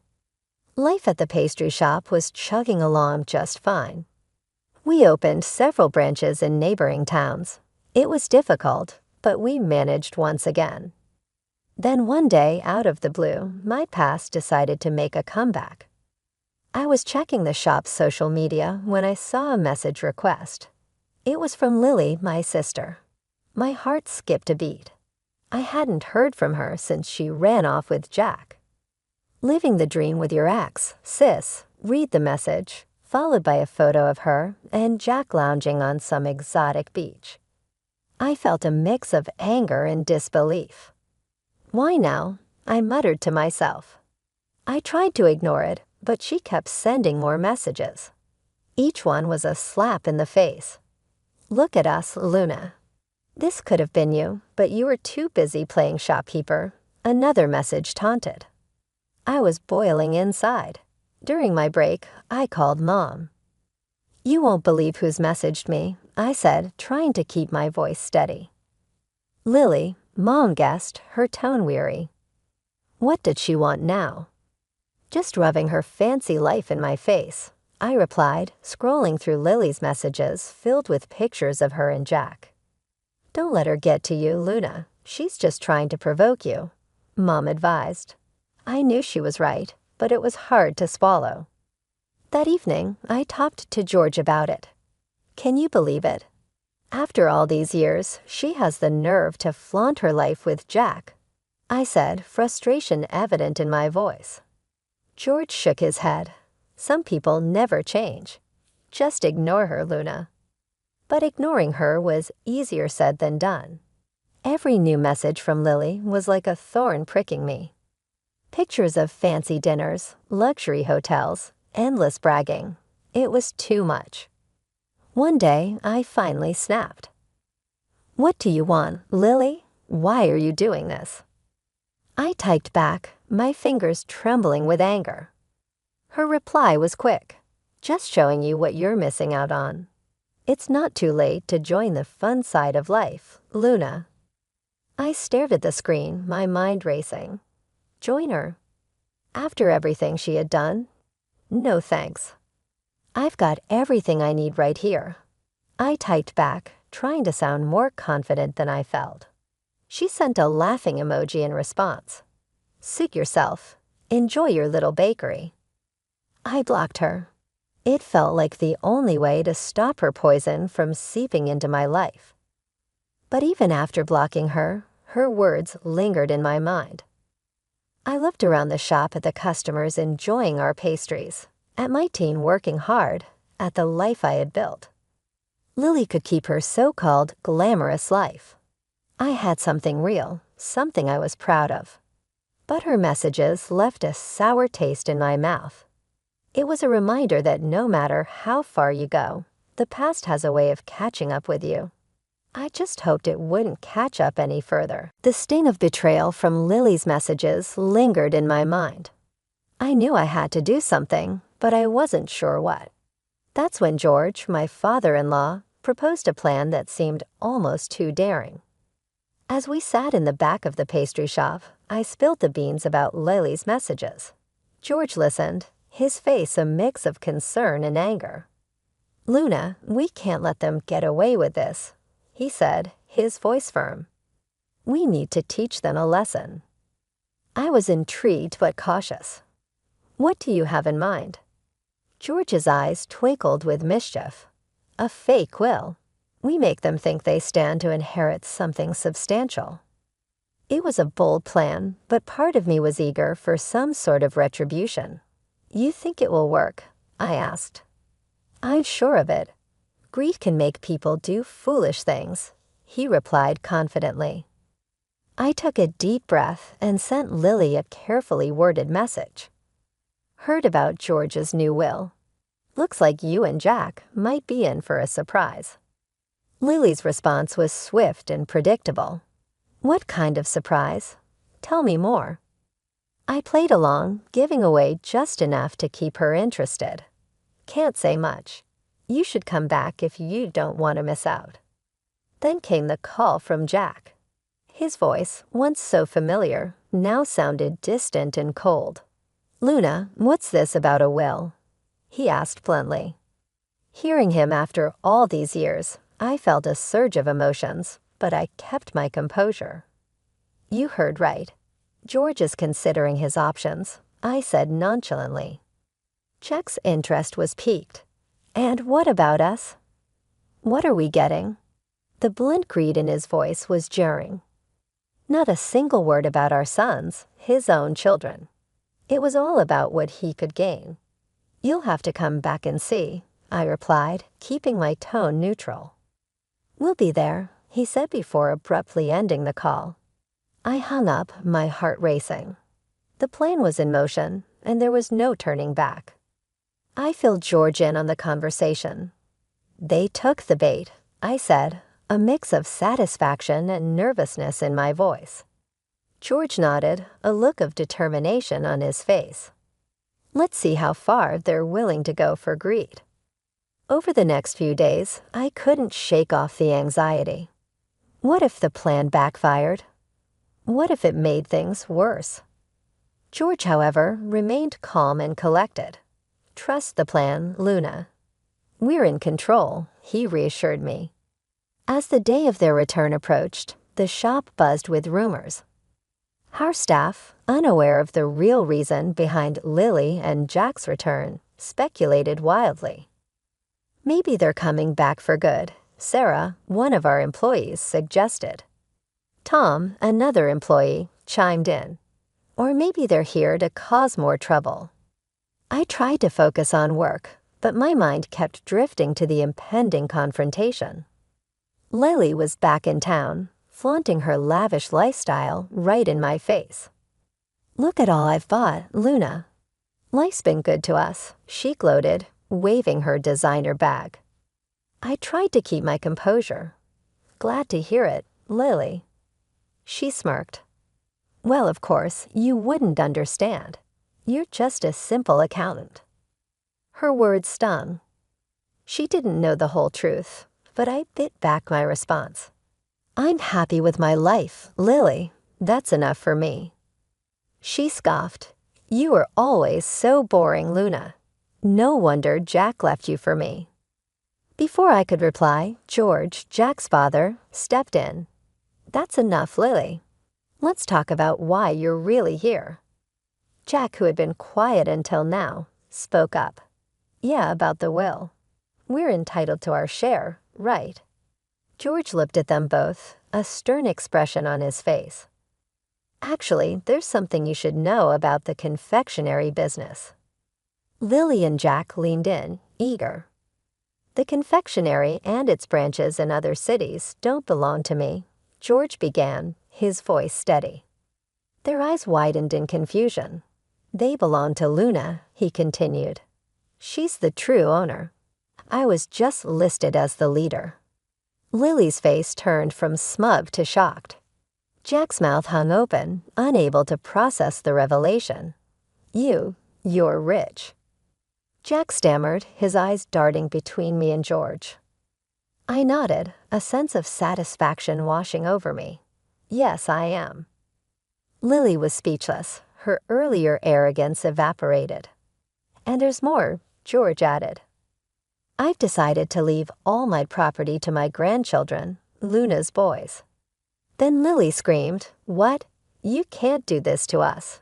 We need money to pay off these damn debts." Lily, shut up, Jack tried to tell her. I laughed. Don't worry, Jack.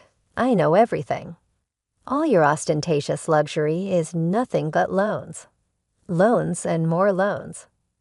The final blow landed.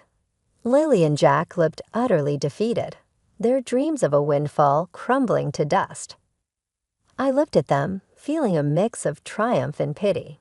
They had come back for money, only to find that their greed had led them to nothing. After Lily and Jack left the shop, their faces a picture of shock and defeat. I couldn't help but feel a mix of triumph and relief. George patted my back. You handled that well, Luna. I just wish it didn't have to come to this.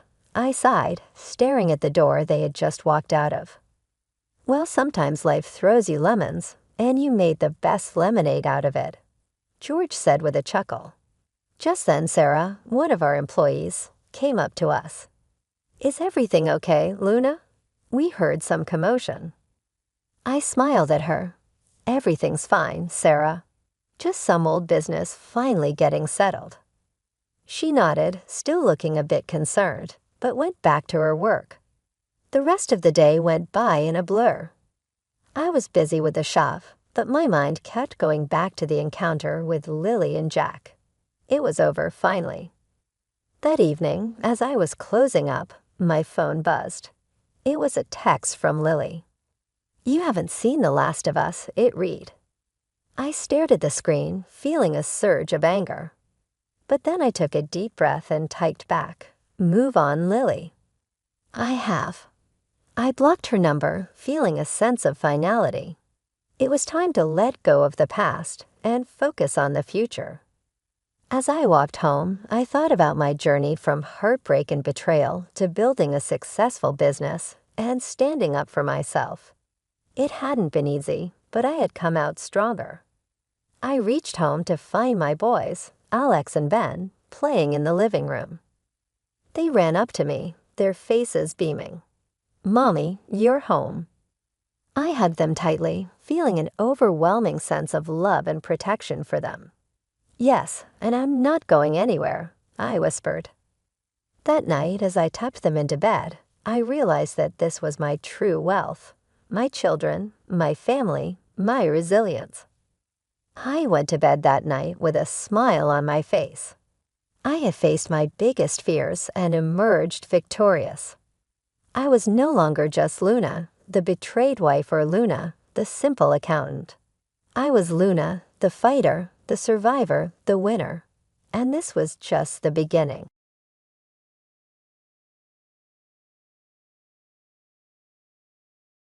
Today is an important day for me personally, as I am sitting in my family home, a place full of precious memories and walls which contain tale of olden the days. The cat is there too, energetic as ever. Heaven forbid he would sit and be bored whilst we find our feet, charging around the room like a lunatic with his incessant gusto and infectious glee that I cannot help but partake in. It was this house, the heart of my family's inheritance, in which one day a middle-class car dealer realized his dream and made it into an incredible $6 million estate. It is a testament to his years of work and a legacy he left behind for me upon dying. Now, in his absence, my husband is keen to claim a share of this inheritance, arguing that it should belong to both of us. However, I am armed with documents that clearly state my sole ownership. My name is Marilyn, 40 years old, and I am deeply immersed in the digital realm thanks to my career at an online bank, a path that echoes the financial principles my parents instilled in me. They taught me the value of money management and the importance of financial responsibility, lessons that guide me to this day. Despite growing up in affluence, my parents ensured I lived a grounded life. My upbringing was not marked by lavishness, my allowance was modest, our meals were simple, and my education was in a public school, contrary to what one might expect from someone of my financial standing. Yet rumors of our wealth painted a different picture, leading many to believe my life was a parade of luxury and leisure. Marilyn, with your grand house and wealth, life must be a breeze, right? You must have all the latest gadgets and games. Can we come over and play? Were common queries from peers who envisioned a life for me that was far from reality. I didn't possess the latest toys or gaming consoles, yet the assumption was otherwise.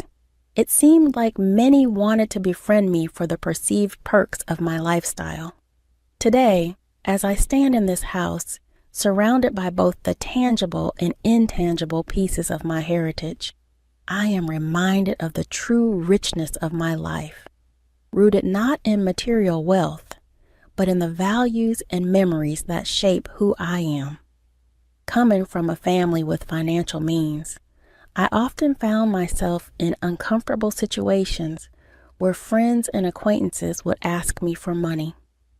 It made me uneasy as I felt it contradicted the values of self-reliance and discretion that my parents had instilled in me. This discomfort escalated when I found myself in a dilemma after accidentally breaking Emma's gaming console. At the time, I had no money to replace it, which worsened the situation. Around the same period, Barbara, a new classmate, became a part of my life. She inquired whether I had informed my parents about the incident with the console, but fear of disappointing them kept me silent. I can't tell them. They might get upset, I confessed to Barbara, hoping for her understanding. Regrettably, when she asked me for financial help, I had to decline due to my parents' strict rule against lending money. Apologizing to Barbara was hard, and it made our school interactions awkward. Things took a turn for the worse when Barbara tearfully reacted to my refusal, and soon enough, rumors started circulating that I was unwilling to help a friend despite my family's wealth. Attempts to clarify that I had no spare money were futile. Emma then made a hurtful comment, implying that I valued money over friendship. The situation deteriorated further when Emma and Barbara began spreading falsehoods that I owed them money and was refusing to compensate for the broken console. The school eventually intervened and learned the truth, reprimanding Emma and Barbara. However, the rumors continued to spiral, eventually reaching my parents. My father stepped in, arranging a meeting with both families. Despite their apologies, the damage to our relationship was irreparable, and I chose to distance myself from Emma and Barbara. Despite this resolution, I still had to endure their cold stares and whispered comments. The whole ordeal was a painful lesson in trust and the complexities of friendship when mixed with money. That evening at dinner, my dad offered some advice that has resonated with me over the years. He emphasized the importance of being firm in our decisions, especially when it comes to financial matters. Marilyn, it's perfectly fine to say no, he advised, his tone warm and reassuring. He also suggested a practical approach for handling persistent inquiries about money. If someone keeps asking, just tell them you need to check with your parents, even if you already know you can't lend the money. This wisdom on managing money issues with grace and assertiveness became a cornerstone of my growth. As I matured, I became more selective about the people I allowed into my inner circle, prioritizing character over financial considerations. Post-university, I was keen to keep my professional and personal lives distinct to avoid financial entanglements. These experiences underscored the value of setting clear boundaries in friendships and finances alike, shaping the person I became. By the time I was 32, I met Scott through a mutual friend. Despite our age difference, his authenticity and warmth were immediately appealing. What started as casual dating soon blossomed into a serious relationship. 3 years later, we celebrated our union with a beautiful wedding, much to my parents' delight. About a month into our marriage, my father suggested inviting Scott over to our place. I had some reservations. Scott was a talkative person, and I feared he might unwittingly divulge sensitive family information. Nevertheless, feeling more secure in our relationship, I decided it was time to introduce him more fully to my family's world. During the visit, Scott was visibly impressed by my family's home, revealing that he hadn't fully grasped the extent of our wealth. While the visit itself went smoothly, Scott's relentless questions about our financial status during our drive home made me uncomfortable, particularly because I wasn't very familiar with the specifics of our family finances myself. A few months later, the situation took a dramatic turn when my mother called to inform me that my father had been hospitalized, an event that came as a shock and added another layer of complexity to our lives. It was a shock to discover that my dad was unwell, especially since I hadn't been aware of any health issues. Reflecting on our last meeting, I remembered noticing that he seemed under the weather, and now guilt and worry overwhelmed me. When my mom and I visited him in the hospital that Saturday, despite his efforts to stay upbeat, it was clear he was struggling. He even apologized for what he felt was a burden on us, which was just so typical of his kind-hearted nature. The doctor's news that he had advanced pancreatic cancer, which had spread too far for surgery, hit us hard. It was hard to grasp how someone as health-conscious as my dad could fall so ill. Throughout his diagnosis, he remained strong, focusing on our happiness rather than his suffering, which brought tears to all of our eyes.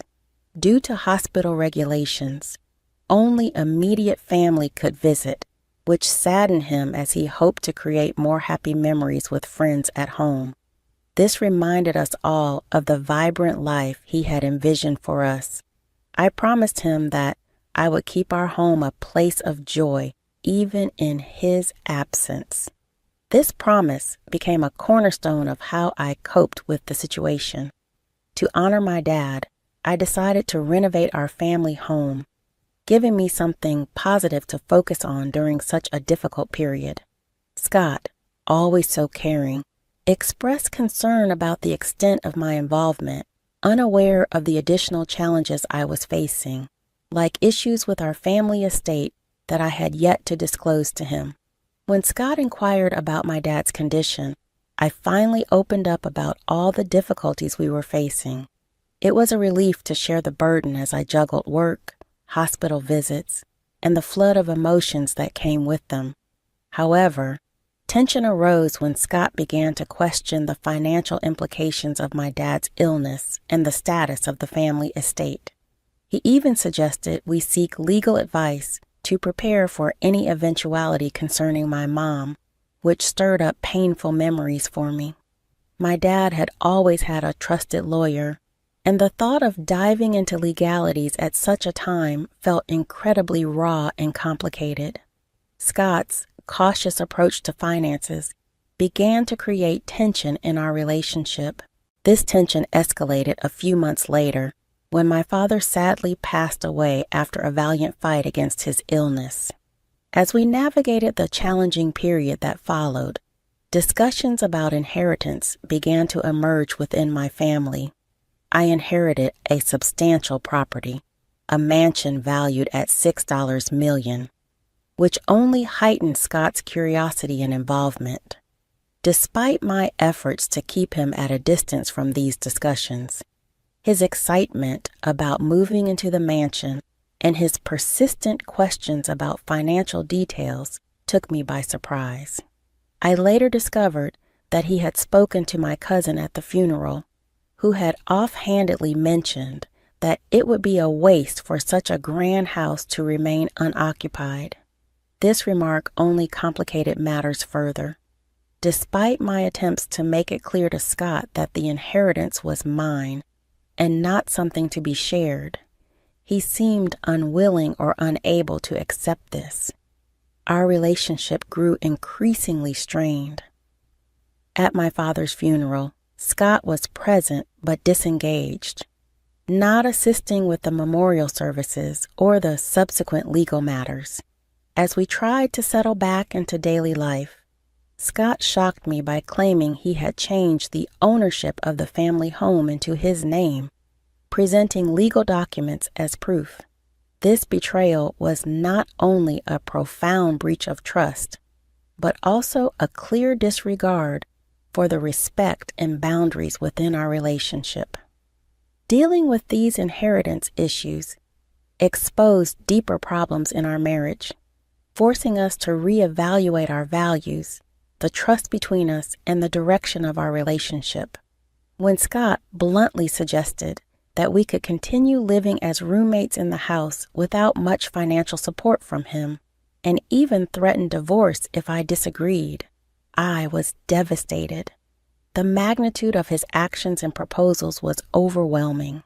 I pleaded with him to reconsider what he was doing, hoping he would see the emotional and relational turmoil his actions had caused. When Scott made the unilateral decision to change the ownership of our family home without my consent, he claimed he had consulted a lawyer. This revelation escalated our issues to the point where divorce seemed inevitable. I felt utterly betrayed and isolated, compelled to distance myself from the life and home I had shared with Scott. I couldn't fathom why Scott would take such drastic measures. It seemed that his perspective on money had shifted dramatically, impacting his actions and our relationship negatively. The situation worsened the next day when Scott demanded the house keys, claiming ownership. His attempt to enter the house was thwarted by security, whom I provided with the legitimate ownership documents that affirmed the house was indeed mine, a gift from my father. Upon seeing the proof, Scott was taken aback. He had entrusted a man named Frank to handle the legalities of changing the ownership and had paid him $10,000. Unfortunately, it turned out to be a scam. Frank was nowhere to be found, ignoring all of Scott's attempts to contact him. Scott's frustration soon turned towards me. He accused me of overspending and questioned my understanding of inheritance laws. Despite Scott's attempts to mend our relationship and his suggestions to give our marriage another shot, the trust we once shared was irreparably damaged. I had to ask the security guard to escort him off the property, marking the end of a painful chapter in my life. In the months that followed, I had ample time to reflect on everything that had transpired. This period of introspection helped me understand just how crucial trust and honesty are in a relationship. The ordeal with Scott, filled with deceit and betrayal, taught me to guard against letting financial matters cloud my judgment. During the first memorial service for my dad at our family temple, Scott made an unexpected appearance. Since our divorce, his life had taken a downward turn. He was unemployed and facing financial difficulties. This encounter was a stark reminder of how drastically our lives had diverged since the split. Seeing Scott at my dad's memorial service brought a mix of emotions. The people he had trusted had clearly failed him, and he stood there looking visibly distressed and out of place during such a solemn event. His attempt to apologize, though tearful, unintentionally caused a stir among my relatives. Despite his emotional state, I found it necessary to ask him to leave, and security had to intervene to ensure it was done. This was not only a difficult moment, but also a turning point for me, reinforcing my desire to move forward and leave our shared past behind. I decided it was time to move out of my parents' home, a decision I had been considering for some time. I found a new place to live, severing ties with Scott completely. Meanwhile, Scott continued to visit the property, which my mom and I had transformed into a rental villa. This new venture allowed us to turn a family property into a source of joy and retreat for many visitors. On his part, Scott appeared to be making positive strides. He secured a new job and seemed dedicated to starting anew. Transforming our family home into a rental villa not only fulfilled my dad's vision, but also created a warm and inviting space for guests from various backgrounds. Known for its stunning views and beautiful garden, the villa quickly gained popularity. We hosted a range of events, from intimate weddings to large family gatherings. Working alongside my mom on this project brought us closer and filled us with joy. As the villa's success grew, we decided to enhance it further. We added a swimming pool, a cozy outdoor lounge, and a playful area for children. Each new addition made the villa even more appealing, turning it into a beloved destination for relaxation and celebration. Symbolizing a new chapter of growth and happiness for us, our dedication to ensuring that our guests had a fantastic experience at the villa paid off, as it quickly became a favorite destination for those seeking a peaceful retreat and memorable experiences. This project was more than just a business venture. It was about fulfilling my father's dream and creating cherished memories for everyone who visited. Taking care of the villa's garden brought me immense joy and satisfaction.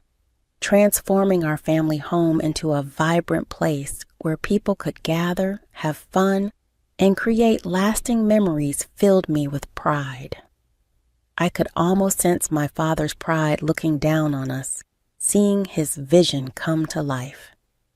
This venture not only realized his dream, but also provided us with financial stability and a newfound sense of freedom.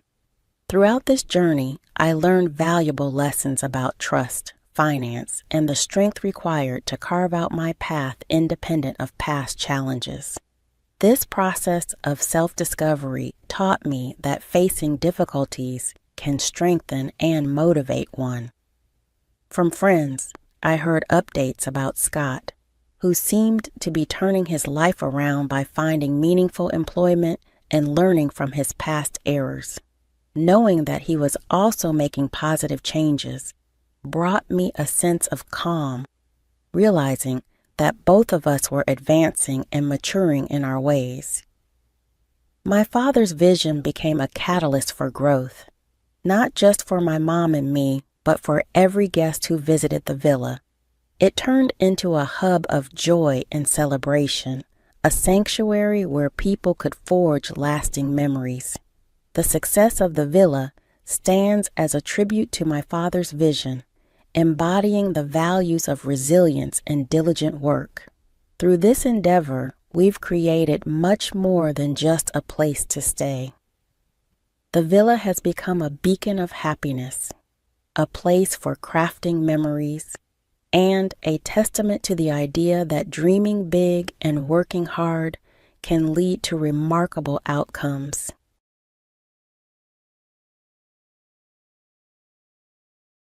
Well, considering your father-in-law was a director at a major company, I'm just curious about how much inheritance he might have left behind.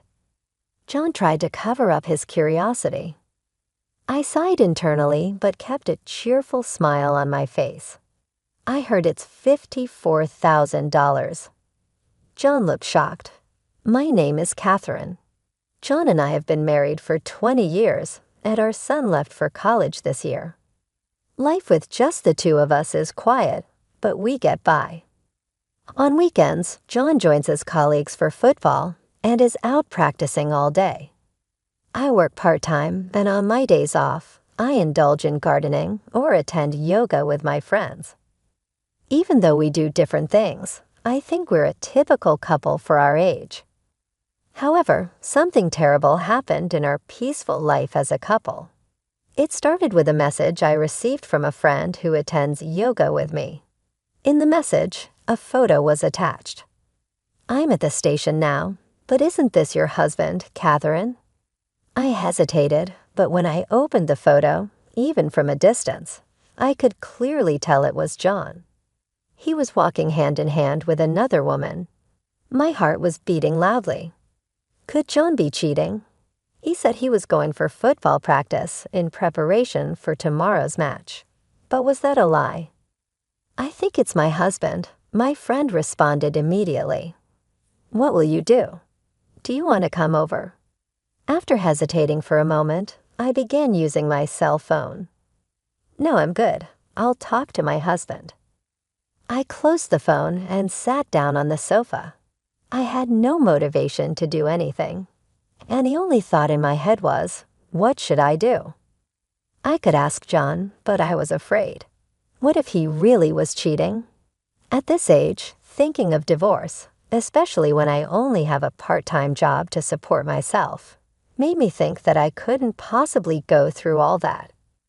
If I pretend not to know, I can continue living a peaceful life like before. But the idea of pretending and the ambiguity bothered me deeply.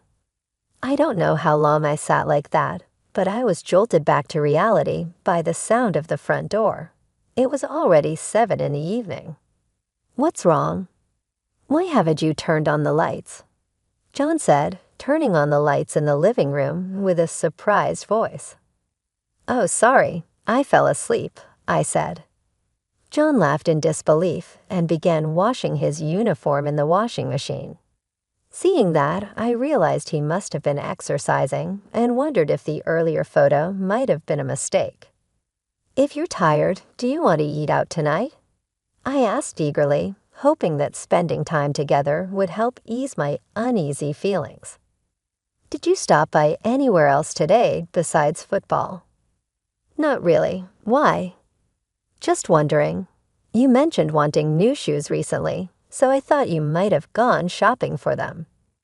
"Oh, I haven't bought them yet." With that, our conversation ended, but the John in front of me seemed just like how he has been as usual. They say everyone has at least 3 doppelgangers in the world. Perhaps the man in the photo was one of them. However, once I began to suspect him, it was difficult not to. I often found myself doubting him during his late-night overtimes or sudden overnight business trips. Bad things do happen, and one day, on my way home from my part-time job, I stopped by the supermarket to buy ingredients for dinner. I realized my phone was ringing, so I took it out of my bag and stepped into a less crowded aisle.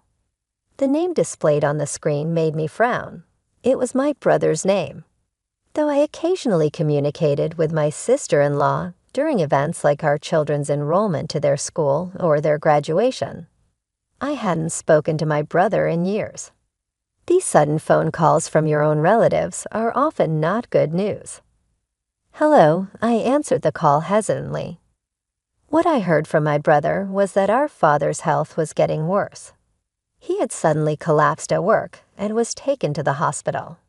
After some detailed exams, they were told he didn't have much time left. My mother had passed away from an illness a few years ago, and although my brother and his wife had offered to live with our father after that, he refused and lived alone, seemingly in good health. The last time I spoke to him, he sounded fine, so this news was really surprising. After telling my brother I would visit soon and hanging up the phone, I took a deep breath to calm my heart. When I told John, who came home from work that night, he looked really sad. "I see your father. Don't worry about here. You should go see him," he encouraged. Motivated by his words, I went to see my father the next day. "Dad, what happened? Are you okay?" "Oh, Catherine, I suddenly felt dizzy and couldn't get up. It can't be old age, I guess. Sorry for making you worry." His voice, usually loud and boisterous, sounded weak, causing pain in my heart. Though he looked pale, he didn't seem critically ill. "Catherine, did something happen? Did you and John have a fight?" I was taken aback by his sudden question. My father gave a wry smile. "You're just like your mother, holding things in. Live as your heart desires, not knowing what the future holds." For a parent, seeing their child's smiling face is the greatest happiness. Realizing what he said, I was taken aback. Although I wanted to talk to my father a little longer, he told me he was tired, so I decided to leave for the day. Though my visit was only about 15 minutes, just thinking that he could be so exhausted from such a short time made tears roll down my cheeks. As I sat on the sofa near my father's room, waiting for my tears to stop, a man in a white coat sat next to me. "Are you here to visit your father?" "I'm the doctor in charge." "Oh, I'm so sorry." "How embarrassing," I said, quickly taking out a handkerchief to wipe away my tears. Taking a closer look at the doctor, he seemed to be around my age with a kind face that made me feel at ease. "It's all right. It must have been a shock for you. Do you have any questions?" With his encouragement, I started to ask various questions about my father's condition and what to expect in the future.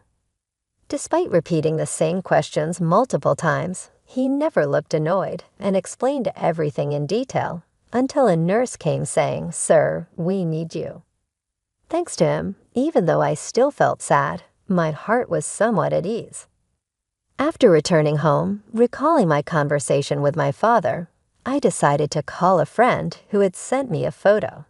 I wanted to discuss the suspicions I had about my husband's affair. "I've been worried I might have done something unnecessary by telling you that. I'm sorry for causing you pain." "No, I'm glad you told me," my friend said. "I finally come to terms with John's suspected affair, but I have no idea what to do." I confessed, and my friend, chuckling, shared some advice. Actually, my husband is a lawyer. He said there are many clients consulting him about divorces due to affairs. I'll ask him for advice. Hearing this, I felt comforted knowing I wasn't the only one struggling.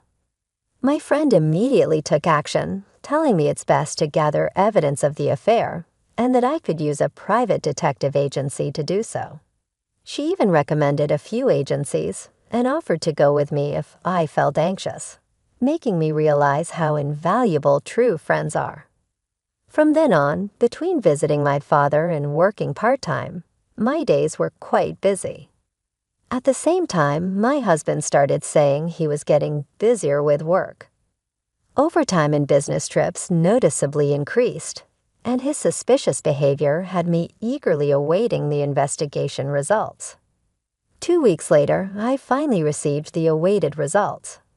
At the detective agency, I was told in a hesitant manner that it was true he was having an affair. I was able to accept the reality without panicking or feeling too sad about it. In fact, knowing the truth brought a sense of relief, dispelling the previous uneasiness. They showed me some of the numerous photos and explained his activities over the past 2 weeks. There were also some audio recordings, and it was worse than I had imagined. To begin with, his football games were only once a week, always in the morning for just 2 hours. The other employees always headed home right away after the game since they had families waiting at home. He spent all of his remaining time with his mistress. At times, she would even wait for him at a diner near the football court. He deliberately washed his jersey he falsely claimed he used at the game to ensure his lie wasn't caught. All his claims of overtime and business trips were lies made up just to spend time with her. The most shocking audio recording revealed him discussing with his mistress about getting a divorce from me once he inherited his money, predicting his father-in-law would pass away in a month or so. They had also discussed pre-booking an apartment near the train station. It seemed that his recent business was related to preparing for their new life together, making reservations for furniture and appliances. They even planned a premarital trip next month. All this left me feeling dizzy. The fact that my husband was eagerly waiting for my father to pass away destroyed any remaining love or affection I had for him. My only feeling was the increasing desire to divorce him. I paid a significant amount to the detective agency, took all the data, and decided to leave it to my friend to keep it safe. When I mentioned hiring a lawyer, they immediately agreed and offered to introduce me to someone they knew. However, I had used all my money on the detective agency and was hesitant to touch our shared finances. After some contemplation, I decided to swallow my pride and consult my brother about it. "Why didn't you come to me sooner?" he exclaimed, annoyed. Thankfully, he generously offered to cover the expected legal fees. I had a meeting with a lawyer and discussed my desire to work full-time or as a regular employee at my part-time job. I was told that they could hire me as a contract employee, which gave me hope regarding my financial situation. With everything now in place, I started thinking about how to broach the subject of divorce when, one midnight, I received a call from my brother. He was calling to tell me that our father had passed away. I woke up John, and we rushed to the hospital. John briefly visited my father, greeted my brother and his wife, and said some comforting words to me. He then returned home by himself. Everything after that happened so quickly that I can hardly remember. There was the wake, the funeral, and meeting our relatives. I had no time to grieve. Even after the funeral, there was the matter of sorting out the house, discussing inheritance, and handling the legal aspects of my father's estate. My brother, his wife, and I were all exhausted. John, however, kept saying he was busy with work and didn't help at all.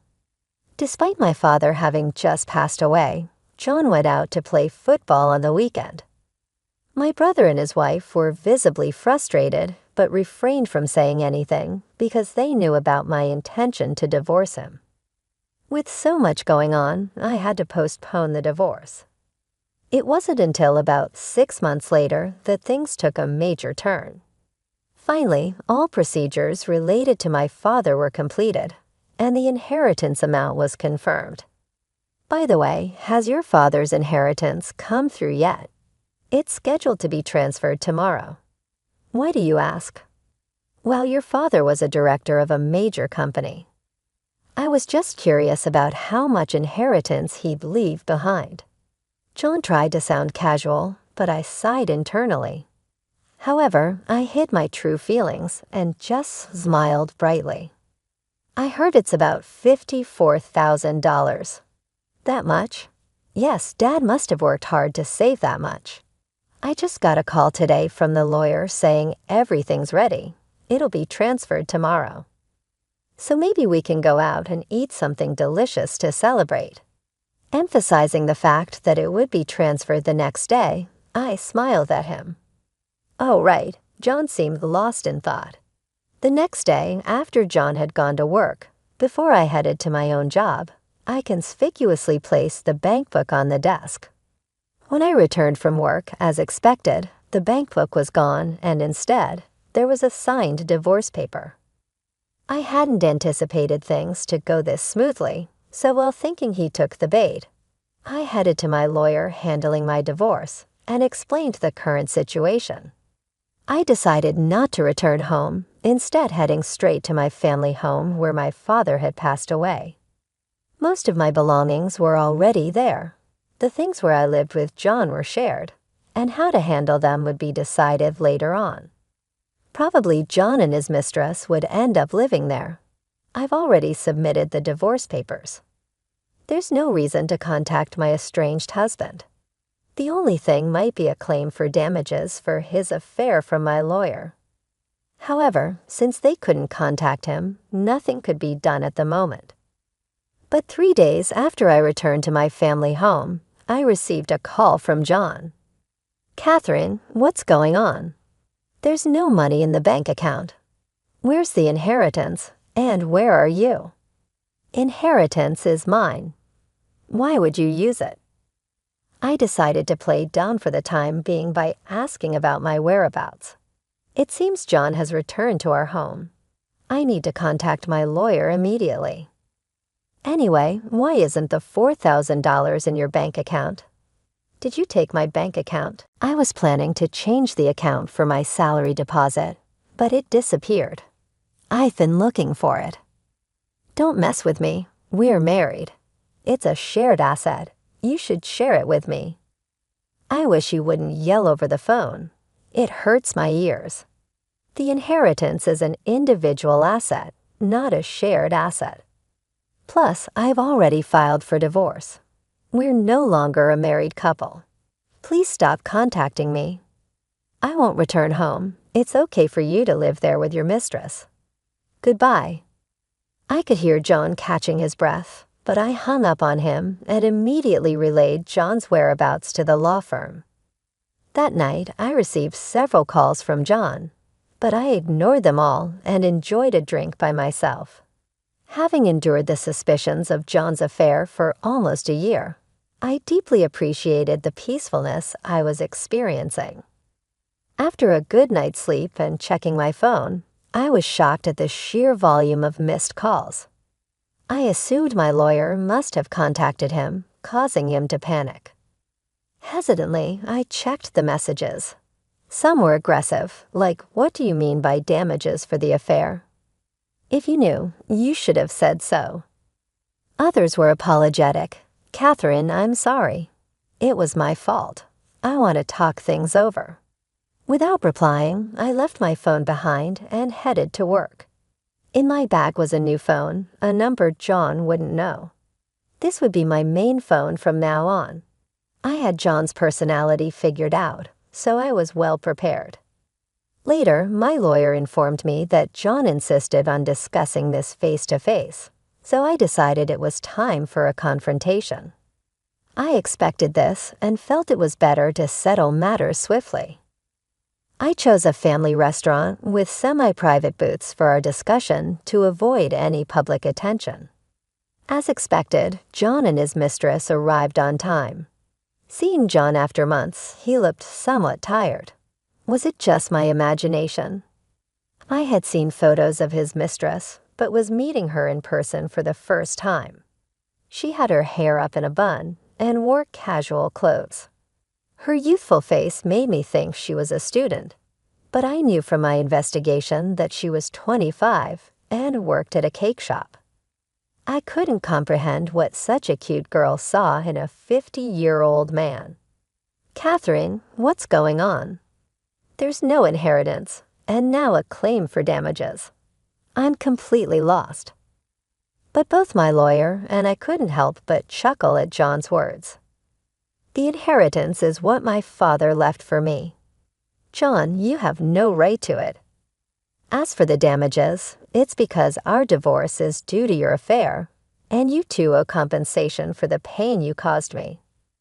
It's not about the affair, it's due to our incompatible personalities. Besides, it wasn't you who brought up the divorce. I did. So the affair doesn't matter. Hearing such nonsense makes me want to pull my hair out. I knew he wasn't the brightest, but I didn't expect him to lack basic common sense to this extent. The one at fault can't initiate the divorce.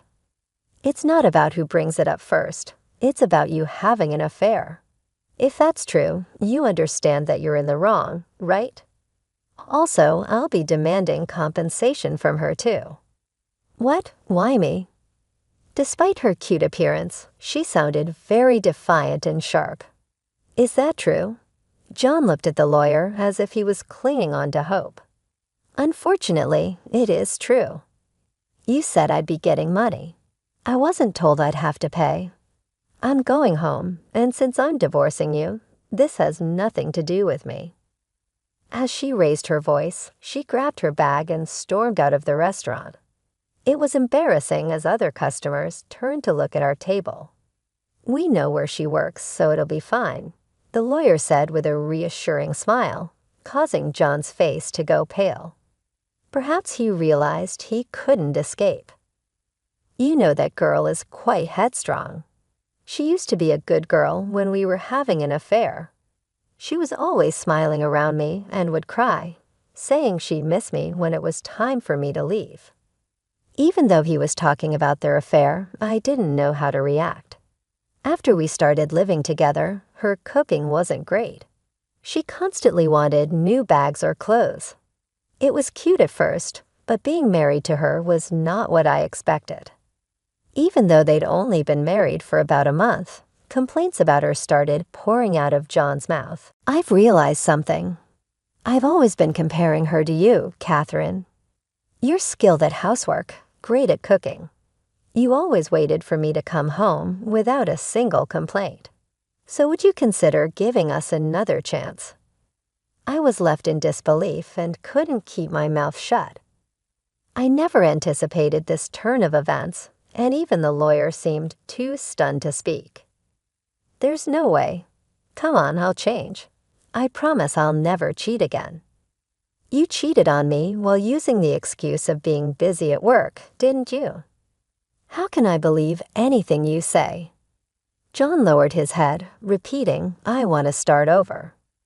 You said you were busy with work when my father was dying. He was in critical condition for about a month, but you never visited him even once. Even though I was having a difficult time, you were cheating. After he passed away, were you just waiting for the inheritance? I noticed our drawer being opened several times where we'd put our bank book in. You probably planned to leave once the inheritance came in, right, with the divorce papers already filled out. As I listed each fact, John began to tremble. He probably never thought he'd get caught. You had a reservation to buy a nice apartment already, right? But unfortunately, since you didn't get the inheritance, you had to cancel. I assume the old house we lived in must have been unbearable for her. How did you know? I asked. I have plenty of evidence, I replied. Are you thinking that if we get remarried, you won't have to pay the compensation? With that, John got silent. I must have gotten him, huh? Realizing he was only after my money made me really sad and disappointed. If there's nothing more to discuss, I'm leaving. Wait, John grabbed my arm as I tried to leave. Catherine, you're the most important thing to me. Please, I beg you, let's start over. John's eyes were filled with tears.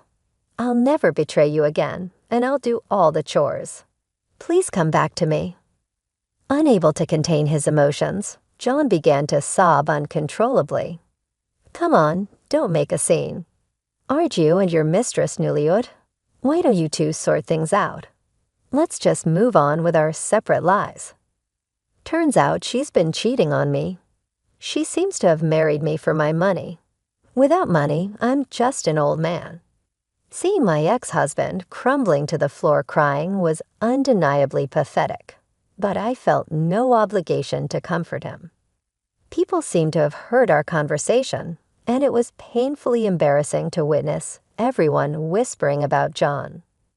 Leaving my crying ex-husband behind, I picked up the bill, and my lawyer and I left. Later, as the two of them adamantly refused to pay compensation, I consulted with John's parents over the phone. Having little interaction with the rather shy in-laws who lived far away, this was my first call to them since thanking them for attending my father's funeral. To my surprise, I discovered John hadn't told his parents about our divorce or his remarriage to his mistress. This revelation left his parents in shock, with my ex-mother-in-law being bedridden from the strain. give us some time. We're not sure what to do, was their unsure response, making it clear I couldn't rely on them. However, the next day, my father-in-law brought his brother to confront John. His brother, compared to John, was a lively, talkative, and cheerful man. John had often grumbled to me about how intimidating he was during family gatherings. Whatever transpired, his strong-willed brother made John agree to the compensation payment. Then his brother decided John would be taken back to the countryside. Tearfully, my father-in-law informed me of this decision. Since both in-laws were over 80 and had no income, they promised John would work at a factory owned by a relative nearby and pay me the compensation. As for John's mistress, her whereabouts were unknown. But since her workplace was known, they contacted her there. She shouted, "Don't contact my workplace." However, I spoke with a woman claiming to be the manager and was informed of an astonishing fact. It seems that the person John was referring to when he said, "She's cheating on me," was the husband of the store manager, and she was apparently preparing to sue them. I was assured that John's mistress would never escape justice. And true to that word, a few months later, I received the compensation payment. When I visited the cake shop to express my gratitude, as expected, the mistress was nowhere in sight. Naturally, she was fired from the cake shop. She had dreams of becoming a pastry chef, but that's now believed to be impossible. Currently, to repay the compensation, she's juggling multiple jobs. According to the store manager, she can often be seen at a nearby construction site. Out of sheer curiosity, I took a glance and noticed her without makeup, sweaty, and being yelled at by an older man while she worked. Having to pay compensation for the 2 affairs she had, she must be deeply in debt. I'm not sure how many years it'll take her to repay it, but she got karma for destroying someone's family. When I told my son about the divorce, he was genuinely surprised, but he said something along the lines of, "It's your life. You should live it as you see fit," which was a relief. My biggest concern had always been how my son would react. With me approaching 50, I thought there'd be no chance for love or even remarriage. But lately, there's someone I've been interested in. He's the doctor who took care of my father in his final moments. Every time I visited the hospital, we'd end up chatting, and I found him to be very nice and wonderful. After the divorce, during one of my solo trips to the shopping mall, we bumped into each other. In our conversation, I discovered that he was also divorced. We connected even more over our similar experiences. We've been out for meals a couple of times, and I always feel very comfortable around him. I don't know what the future holds, but I still hope and strive for happiness in my life.